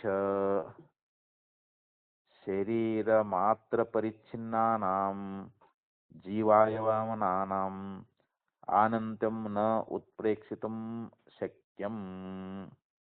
ಅಪಿಚ ಅಂದ್ರೆ ಇಲ್ಲಿ ಮತ್ತೂ ಕೂಡ ಇಲ್ಲಿ ಶರೀರ ಮಾತ್ರ ಪರಿಚ್ಛಿನ್ನವಾಗಿರ್ತಕ್ಕಂಥ ಯಾವ ಆ ಜೀವರ ಅವಯವಗಳು ಏನದಾವಲ್ಲ ಅವು ಅನಂತವಾಗಿರ್ತಾವೆ ಅನ್ನುವಂತಹದ್ದನ್ನ ಇಲ್ಲಿ ಊಹಿಸ್ಲಿಕ್ಕೆ ಬರೋದಿಲ್ಲ ಅಂತ. ಯಾಕಂದ್ರೆ ಅಲ್ಲಿ ಶರೀರ ಮಾತ್ರ ಪರಿಚ್ಛಿನ್ನವಾಗಿರ್ತಕ್ಕಂಥ ಜೀವರ ಅವಯವಗಳು ಅವು ಅನಂತ ಅಂತ ಹೆಂಗ್ ಹೇಳಕ್ ಬರ್ತದ್ರಿ ಈಗ ಅಲ್ಲಿ? ಹೇಳಕ್ ಬರಂಗೇ ಇಲ್ಲ ಅಂತವ್ರು. ಅದನ್ನ ಊಹಿಸ್ಲಾಕ್ಲೇ ಬರಕ್ ಸಾಧ್ಯ ಇಲ್ಲ ಅಂತ ಹೇಳ್ತಾ ಇದ್ರು. ಅನಂತ್ಯಂ ನ ಉತ್ಪ್ರೇಕ್ಷಿತಂ ಶಕ್ಯಂ, ಅದನ್ನ ಉತ್ಪ್ರೇಕ್ಷೆ ಮಾಡ್ಲಿಕ್ಕೆ ಸಾಧ್ಯವೇ ಆಗೋದಿಲ್ಲ ಅಂತ. ಇನ್ನ ಮುಂದಿನ ಒಂದು ಸೂತ್ರದಲ್ಲಿ ಅವನು ಇನ್ನೊಂದು ರೀತಿಯಿಂದ ಹೇಳ್ತಾ ಇದ್ದ. ನಾವು ಹೀಗೆ ದೋಷವನ್ನು ತೋರಿಸಿಕೊಟ್ಟಾಗ ಅವನು ಹೇಳ್ತಾ ಇದ್ದಾನ, ನಚ ಪರ್ಯಾಯಾದಪ್ಯ ವಿರೋಧೋ ವಿಕಾರಾದಿಭ್ಯ. ಪರ್ಯಾಯಾತ್ ಅಂದ್ರೆ ಪರ್ಯಾಯದಿಂದಲೂ ಕೂಡ, ಅವಿರೋಧ ಅಂದ್ರ ಅವಿರೋಧ ಆಗುವುದಿಲ್ಲ ಅಂತ, ವಿರೋಧ ಆಗುವುದಿಲ್ಲ ಅಂತ. ಯಾಕಂತಂದ್ರೆ ವಿಕಾರಾದಿಭ್ಯ, ಅಲ್ಲಿ ವಿಕಾರವೇ ಮೊದಲಾಗಿತ್ತು ದೋಷ ಬರ್ತವೆ ಅಂತ ಹೇಳ್ತಾ ಇದ್ದಾರೆ ಅವರು ಈ ಸೂತ್ರದಲ್ಲಿ. ಮತ್ತೊಂದು 35ನೇ ಸೂತ್ರದಲ್ಲಿ ಹೇಳ್ತಾ ಇದ್ದಾರೆ. ಇವಾಗ ಅದನ್ನ ಭಾಷ್ಯದಲ್ಲಿ ವಿಸ್ತಾರ ಮಾಡ್ತಾರೆ ನೋಡಿ. ಇವಾಗ ಅಥ ಪರ್ಯಾಯೇನ ಬೃಹತ್ ಶರೀರ ಪ್ರತಿಪತೌ ಕೇಚಿತ್ ಜೀವಾಯವಾಹ ಉಪಗಚ್ಚಂತಿ ತನು ಶರೀರ ಪ್ರತಿಪತ್ತೌ ಚ ಕೇಚಿತ್ ಅಪಗಚ್ಚಂತಿ ಇತ್ಯುಚ್ಯೇತ ತತ್ರಾಪಿ ಉಚ್ಯತೆ. ಇಲ್ಲಿ ಅಥ ಪರ್ಯಾಯೇನ, ಇಲ್ಲಿ ಒಂದು ಪರ್ಯಾಯವಾಗಿ ಅಂತ. ಅಥ ಅಂದ್ರೆ ಅನಂತರದಲ್ಲಿ, ಇಲ್ಲಿ ಏನು ಪರ್ಯಾಯೇನ ಬೃಹತ್ ಶರೀರ ಪ್ರತಿಪತ್ತವು. ಪರ್ಯಾಯ ಅಂತಂದ್ರೆ ಇಲ್ಲಿ ಸರದಿ ಪ್ರಕಾರವಾಗಿ ಅಂತ. ಈಗ ದೊಡ್ಡ ಶರೀರವನ್ನ ಪಡ್ಕೊಂಡ ಅಂತ ತಿಳ್ಕೊಡ್ರಿ. ಇವಾಗ ಬೃಹತ್ ಶರೀರ ಪ್ರತಿಪತ್ತವು, ಆ ದೊಡ್ಡ ಶರೀರ ಅನ್ನುವಂತಹದ್ದು ಪಡ್ಕೊಂಡಾಗ ಕೇಚಿತ್ ಜೀವಾಯುವಾಹ, ಅದರೊಳಗೆ ಕೆಲವು ಜೀವಾಯುಗಳು ಏನಾಗ್ತಾ ಇದ್ದಾವೆ, ಉಪಗಚ್ಚಂತಿ, ಅವು ಬಂದು ಸೇರ್ಕೊಳ್ತಾವಂತಲ್ಲಿ. ಅಲ್ಲಿ ಆ ಸರದಿ ಪ್ರಕಾರವಾಗಿ ದೊಡ್ಡ ಶರೀರ ಪಡ್ಕೊಂಡಾಗ ಕೆಲವೊಂದು ಜೀವನ ಅವಯವಗಳಲ್ಲಿ ಬಂದು ಸೇರ್ತಾ ಇದ್ದಾವೆ. ತನು ಶರೀರ ಪ್ರತಿಪತ್ತೌಚ, ತನು ಅಂದ್ರೆ ಇಲ್ಲಿ ಸಣ್ಣ ಶರೀರ, ಚಿಕ್ಕದಾಗಿರ್ತಕ್ಕಂಥ ಶರೀರವನ್ನ ಪಡ್ಕೊಂಡ ಸಮಯದೊಳಗ ಅವು ಏನಕ್ಕಾವ, ಕೆಲವೊಂದು ಕೇಚಿತ್ ಅಪಗಚ್ಚಂತಿ, ಕೆಲವು ಹೊರಟು ಹೋಗ್ತಾವಂತ. ಆ ಅವಯವಗಳು ದೊಡ್ಡ ಶರೀರ ಪಡ್ಕೊಂಡಾಗ ಕೆಲವು ಬಂದು ಸೇರ್ಕೊಂತಾವು, ಸಣ್ಣ ಶರೀರವನ್ನು ಪಡ್ಕೊಂಡಾಗ ಕೆಲವು ಹೊರಗೆ ಹೋಗ್ಬಿಡ್ತಾವು ಅಂತ ಹೇಳಿ ಹೀಗೆ ನಾವು ಹೇಳ್ತೀವಿ ಅಂತಂದ್ರೆ, ಯಾರು ಜೈನರು ಈ ಪ್ರಕಾರವಾಗಿ ಅಂದದ್ದಾದ್ರೆ ಇತ್ಯುಚ್ಯೇತ ತತ್ರಾಪಿ ಉಚ್ಯತೆ, ಅದಕ್ಕೂ ನಾವು ನನ್ನ ಕುರಿತು ಹೇಳ್ತೀವಿ ಅಂತಾರ ಅವರು. ನೀವು ಹೇಳುದು ಹಾಗೆ ಹೇಳಿದ್ರು ಕೂಡ ಅದು ಹೊಂದಗಡೆ ಆಗುದಿಲ್ಲ ಅಂತ ಈಗ ಆಚಾರ್ಯರು ಅವರನ್ನ ಕುರಿತು ಹೇಳ್ತಾ ಇದ್ದಾರೆ. ಇವಾಗ ನಚ ಪರ್ಯಾದಪ್ಪ ವಿರೋಧೋ ವಿಕಾರಾದಿಭ್ಯ. ಈಗ ಈ ಸೂತ್ರದೊಳಗ ಅವರ ಮತದ ನಿರಾಕರಣೆಯನ್ನ ಯಾವ ರೀತಿ ಮಾಡ್ತಾರೆ ಅನ್ನೋದನ್ನ ಇಲ್ಲಿ ತಿಳಿಸ್ತಾ ಇದ್ದಾರೆ. ಇಲ್ಲಿ ಪರ್ಯಾಯಾತ್ ನಚ ಪರ್ಯಾಯೇನಾಪಿ, ಇಲ್ಲಿ ಪರ್ಯಾಯದಿಂದಲೂ ಕೂಡ ಅಂತ. ಹ್ಮ್ ಏನು ಶರೀರ ನಚ ಪರ್ಯಾಯೇಣಾಪಿ ಅವಯವ ಉಪಗಮ ಅಪಗಮಾಭ್ಯಾಂ. ಇಲ್ಲಿ ಪರ್ಯಾಯೇಣಾಪಿ ಹ್ಮ್ ಅಂದ್ರೆ ಪರ್ಯಾಯದಿಂದಲೂ ಅಂತ. ಹ್ಮ್ ಇಲ್ಲಿ ಅವಯವಗಳು ಏನಾಗ್ತವೆ? ಉಪಗಮ ಅಪಗಮಾಭ್ಯಾಂ. ಹ್ಮ್ ಉಪಗಮ ಅಂತಂದ್ರ ಬಂದು ಸೇರ್ಕೊಳ್ಳೋದು, ಹ್ಮ್ ಅಪಗಮ ಅಂತಂದ್ರ ಹೊರಗೆ ಹೋಗುವುದು ಅಂತ. ಹ್ಮ್ ದೊಡ್ಡ ಶರೀರದಲ್ಲಿ ಬಂದು ಸೇರ್ಕೊಳ್ತಾವೆ, ಸಣ್ಣ ಶರೀರದಿಂದ ಕೆಲವು ಅವಯವಗಳು ಹೊರಗೆ ಹೋಗ್ತಾವೆ ಅಂತ ಹೇಳಿ ಹೀಗೆ ಹೇಳಿದ್ನಲ್ರಿ ಅವನು. ಹ್ಮ್ ಅವಯವ ಉಪಗಮ ಅಪಗಮಾಭ್ಯಾಂ. ಇಲ್ಲಿ ಪರ್ಯಾಯವಾಗಿ ಆ ಜೀವನ ಒಂದು ಅವಯವಗಳು ಅಂತ ಏನದಾವಲ್ಲ, ಅನಂತವಾಗಿರ್ತಕ್ಕಂಥ ಅವಯವಗಳು ಹ್ಮ್ ಅಲ್ಲಿ ಕೆಲವು ಬಂದು ಸೇರೋದು. ದೊಡ್ಡ ಶರೀರ ಆದ್ರೆ ಬಂದು ಕೆಲವೊಂದು ಅವಯವಗಳು ಬಂದು ಸೇರ್ತಾವೆ, ಹ್ಮ್ ಮತ್ತು ಒಂದು ವೇಳೆ ಅವು ಸಣ್ಣ ಶರೀರಗಳಾದ್ರೆ ಕೆಲವೊಂದು ಹೊರಗೆ ಹೋಗ್ತಾವೆ ಅಂತ, ಮತ್ತೆ ಹೆಚ್ಚಾಗ್ಬಿಡ್ತಾವಲ್ರ ಹ್ಮ್ ಕೆಲವೊಂದು ಹೊರಗೆ ಹೋಗ್ತಾವೆ ಅಂತ ಹೇಳಿ ಈ ರೀತಿಯಾಗಿ ಅವನು ಏನ್ ಹೇಳಿದ್ನಲ್ಲ. ಹ್ಮ್ ಹೀಗಾಗೋದ್ರಿಂದ ಏನಾಗ್ತದಂತಂದ್ರೆ ಏತದ್ದೇಹ ಪರಿಮಾಣತ್ವಂ ಜೀವಸ್ಯ ಅವಿರೋಧೇನ ಉಪಪಾದಯಿತು ಶಕ್ಯತೆ. ಏತದ್ದೇಹ ಪರಿಮಾಣತ್ವಂ, ಹ್ಮ್ ಅವಾಗ ಏನಾಗ್ತದಂದ್ರೆ ಅಲ್ಲಿ ಜೀವ ಹ್ಮ್ ಈ ಒಂದು ದೇಹದ ಪರಿಮಾಣದವನಾಗ್ತಾನೆಂಬುದನ್ನ, ಹ್ಮ್ ಅಂದ್ರೆ ಯಾವ ಶರೀರದೊಳಗ ಅವ ಬಂದು ಸೇರ್ಕೊಂಡಿರ್ತಾನಲ್ಲ, ಹ್ಮ್ ಏತದ್ದೇಹ ಪರಿಮಾಣತ್ವಂ ಹ್ಮ್ ಅಂದ್ರೆ ಏನು? ಆ ಶರೀರದ ಒಂದು ಪರಿಮಾಣ ಉಳ್ಳವನಾಗ್ತಾನ, ಅಳತಿ ಉಳ್ಳವನಾಗ್ತಾನ ಅಂತ. ಹ್ಮ್ ಜೀವನ ಆ ದೇಹದ ಒಂದು ಪರಿಮಾಣ ಅಂದ್ರೆ ಅಳತಿ ಉಳ್ಳವನಾಗ್ತಾನ ಅನ್ನೋದನ್ನ ಹ್ಮ್ ಇಲ್ಲಿ ಅವಿರೋಧೇನ ಉಪಪಾದಿತು ನ ಶಕ್ಯತೆ ಅಂತ. ಹ್ಮ್ ಅಲ್ಲಿ ವಿರೋಧ ಇಲ್ಲದೆ ಹ್ಮ್ ಅದನ್ನ ಉಪಪಾದನೆ ಮಾಡುವುದನ್ನುವಂತಹದ್ದು ಅಲ್ಲಿ ಹೇಳಲಿಕ್ಕೆ ಆಗುವುದಿಲ್ಲ ಅಂತ. ಹ್ಮ್ ಉಪಪಾದಿತು ನ ಶಕ್ಯತೆ ಅಂತ ಅಲ್ಲಿ ಹ್ಮ್ ಅಲ್ಲಿ ಉಪಪಾದನೆ ಮಾಡಲಿಕ್ಕೆ ಹೇಳಿಕ್ಕೆ ಬರಂಗಿಲ್ಲ ಅಂತ, ಹ್ಮ್ ಅದನ್ನ ಪ್ರತಿಪಾದನೆ ಮಾಡಕ್ ಬರಂಗಿಲ್ಲ ಅಂತ ಹೇಳ್ತಾರೆ ಅವರು. ಹ್ಮ್ ಕುತಃ ಯಾಕಂತಂದ್ರೆ ವಿಕಾರಾದಿ ದೋಷ ಪ್ರಸಂಗಾತ್, ಹ್ಮ್ ಅಲ್ಲಿ ವಿಕಾರಾದಿ ದೋಷಗಳು ಬಂದು ಬರ್ತಾ ಇದ್ದಾವೆ ಅಂತ. ಹ್ಮ್ ಅಲ್ಲಿ ವಿಕಾರ ಮೊದಲಾಗಿರ್ತಕ್ಕಂಥ ದೋಷಗಳು ನಮಗೆ ಪ್ರಾಪ್ತವಾಗ್ತಾ ಇದ್ದಾವೆ. ಹ್ಮ್ ಅವಯವ ಉಪಗಮ ಅಪಗಮಾಭ್ಯಾಂ ಚ ಅನಿಮಿಷಂ ಅನಿಶಂ ಆಪೂರ್ಯಮಾಣಸ್ಯ ಅಪಕ್ಷೀಯಮಾಣಸ್ಯ ಚ ಜೀವಸ್ಯ ವಿಕ್ರಿಯಾವತ್ವಂ ತಾವತ್ ಅಪರಿಹಾರ್ಯಂ. ಇಲ್ಲಿ ವಿಕಾರಾದಿ ದೋಷಗಳು ಬರ್ತಾವ ಅಂತ ಹೇಳಿದ್ರಲ್ಲ, ಅದು ಹೇಗೆ ಅನ್ನೋದನ್ನ ಇಲ್ಲಿ ಆಚಾರ್ಯರು ಭಾಷ್ಯದಲ್ಲಿ ನಮಗೆ ತೋರಿಸ್ತಾ ಇದ್ದಾರೆ. ಇಲ್ಲಿ ಅವಯವ ಉಪಗಮ ಅಪಗಮಾಭ್ಯಾಂ, ಇಲ್ಲಿ ಅವಯವಗಳು ಬಂದು ಹೋಗುದು, ಉಪಗಮ ಅಂದ್ರೆ ಅಲ್ಲಿ ಬರೋದು, ಅಪಗಮ ಅಂದ್ರೆ ಹೋಗುದು ಅಂತ. ಆ ಬಂದು ಹೋಗುವಿಕೆಯಿಂದ ಏನಾಗ್ತೈತಿ? ಅನಿಮಿಷಂ ಅಂದ್ರೆ ಯಾವಾಗಲೂ ಅಂತ. ಆಪೂರ್ಯಮಾಣಸ್ಯ, ಅಲ್ಲಿ ಆಪೂರ್ಯಮಾಣ ಅಂದ್ರೆ ತುಂಬುವುದು ಅಂತ, ಅಲ್ಲಿ ತುಂಬಿಕೊಳ್ಳುವುದು. ಅಪಕ್ಷೀಯಮಾಣಸ್ಯ, ಮತ್ತಲ್ಲಿ ಕ್ಷಯ ಆಗುವುದು ಅಂತ. ತುಂಬಿಕೊಳ್ಳುವುದು ಮತ್ತು ಕ್ಷಯ ಆಗುವುದು. ಜೀವಸ್ಯ ವಿಕ್ರಿಯಾವತ್ವಂ, ಅಲ್ಲಿ ಈ ರೀತಿಯಾಗಿ ಅಲ್ಲಿ ತುಂಬಿಕೊಳ್ಳುವಂತಹದ್ದು ಕ್ಷಯವಾಗುತ್ತಲ್ಲ, ಇಲ್ಲಿರುವಂತಹ ಜೀವನಿಗೆ ಏನಾಗ್ತೈತೆ ಅಲ್ಲಿ ಅವನು ವಿಕಾರ ಉಳ್ಳವನಾಗುವಂಥದ್ದನ್ನಲ್ಲಿ ತಪ್ಪಿಸ್ಲಿಕ್ಕೆ ಆಗಂಗಿಲ್ಲ ಅಂತ. ಜೀವಸ್ಯ ವಿಕ್ರಿಯಾವತ್ವಂ ತಾವತ್ ಅಪರಿಹಾರ್ಯಂ, ಅಲ್ಲಿ ಜೀವನಿಗೆ ಅವನು ವಿಕಾರ ಉಳ್ಳವನಾಗುವುದನ್ನು ತಪ್ಪಿಸ್ಕೊಳ್ಳಿಕ್ಕೆ ಆಗೋದಿಲ್ಲ ಅಂತೇಳಿ ಈ ರೀತಿಯಾಗಿ ಹೇಳ್ತಾನೆ. ನೀವು ಹೆಂಗೆ ಹೇಳಿದ್ರು ಕೂಡ ಅಲ್ಲಿ ಜೀವನಿಗೆ ವಿಕಾರವನ್ನೇ ಹೇಳ್ದಂಗ ಆಕೈತಿ ಅಂತ ಇಲ್ಲಿ. ಯಾಕಂದ್ರೆ ಅಲ್ಲಿ ಅವಯವಗಳು ಬಂದು ಹೋಗುವಿಕೆಯಿಂದ ಅಲ್ಲಿ ಅವಯವಗಳು ಬಂದು ಸೇರ್ಕೊಂಡಾಗ ಅಲ್ಲಿ ತುಂಬಿಕೊಳ್ತದದು. ಮತ್ತೆ ಯಾವಾಗ ಅಲ್ಲಿಂದ ಹೊರಟು ಹೋಯ್ತು ಅಂತಂದ್ರೆ ಅದು ಕ್ಷಯ ಆಗ್ತಾ ಇದ್ದಾಗ ಇದು ಬಂದು ಹೋಗುದು ಮತ್ತು ಬರುವುದು ಹೋಗುವುದು ಏನೈತಲ್ರಿ, ಇದು ಆ ಅವಯವಗಳ ಬಂದು ಹೋಗುವಿಕೆಯಿಂದ ಅಲ್ಲಿ ಜೀವ ವಿಕಾರ ಉಳ್ಳವನು ಅನ್ನುವುದಂತದ್ದನ್ನ ಅದನ್ನು ತಪ್ಪಿಸ್ಕೊಳ್ಳಿಕ್ಕೆ ಆಗುವುದಿಲ್ಲ ಅಂತ ಹೇಳ್ತಾರೆ ಅವರು. ತಾವತ್ ವಿಕ್ರಿಯಾವತ್ವೇ ಛ, ಅವಾಗ ವಿಕ್ರಿಯ ಅಂದ್ರೇನು? ಈ ಜೀವ ವಿಕಾರ ಉಳ್ಳವನಾದರೆ ಜೀವನಿಗೆ ನಾವು ವಿಕಾರವನ್ನ ಒಪ್ತೀವಿ ಅಂತಂದ್ರೆ ಹ್ಮ್ ಅವಾಗ ಏನ್ ದೋಷ ಆಗ್ತದಂತಂದ್ರೆ ಚರ್ಮಾದಿವತ್ ಅನಿತ್ಯತ್ವ ಪ್ರಸಜ್ಜೇತ. ಈ ಹೆಂಗ ಚರ್ಮಾದಿಗಳು ಅನಿತ್ಯ ಅದಾವಲ್ರಿ ಇವು. ಹ್ಮ್ ಚರ್ಮಗಳು ಇವು ಮತ್ತೊಂದು ಸುಕ್ಕುಗಟ್ಟಿ ಒಂದು ಸಲ ಬಿದ್ದು ಹೋಗ್ತದಲ್ಲ, ಸರಿ ನಾಶ ಆಗಿ ಹೋಗ್ಬಿಡ್ತೈತಲ್ರಿ ಇದು. ಹೌದು ಈ ಚರ್ಮಾದಿಗಳಂತೆ ಜೀವನು ಕೂಡ ನಾಶ ಆಗ್ಬೇಕಾಗ್ತದಂತ.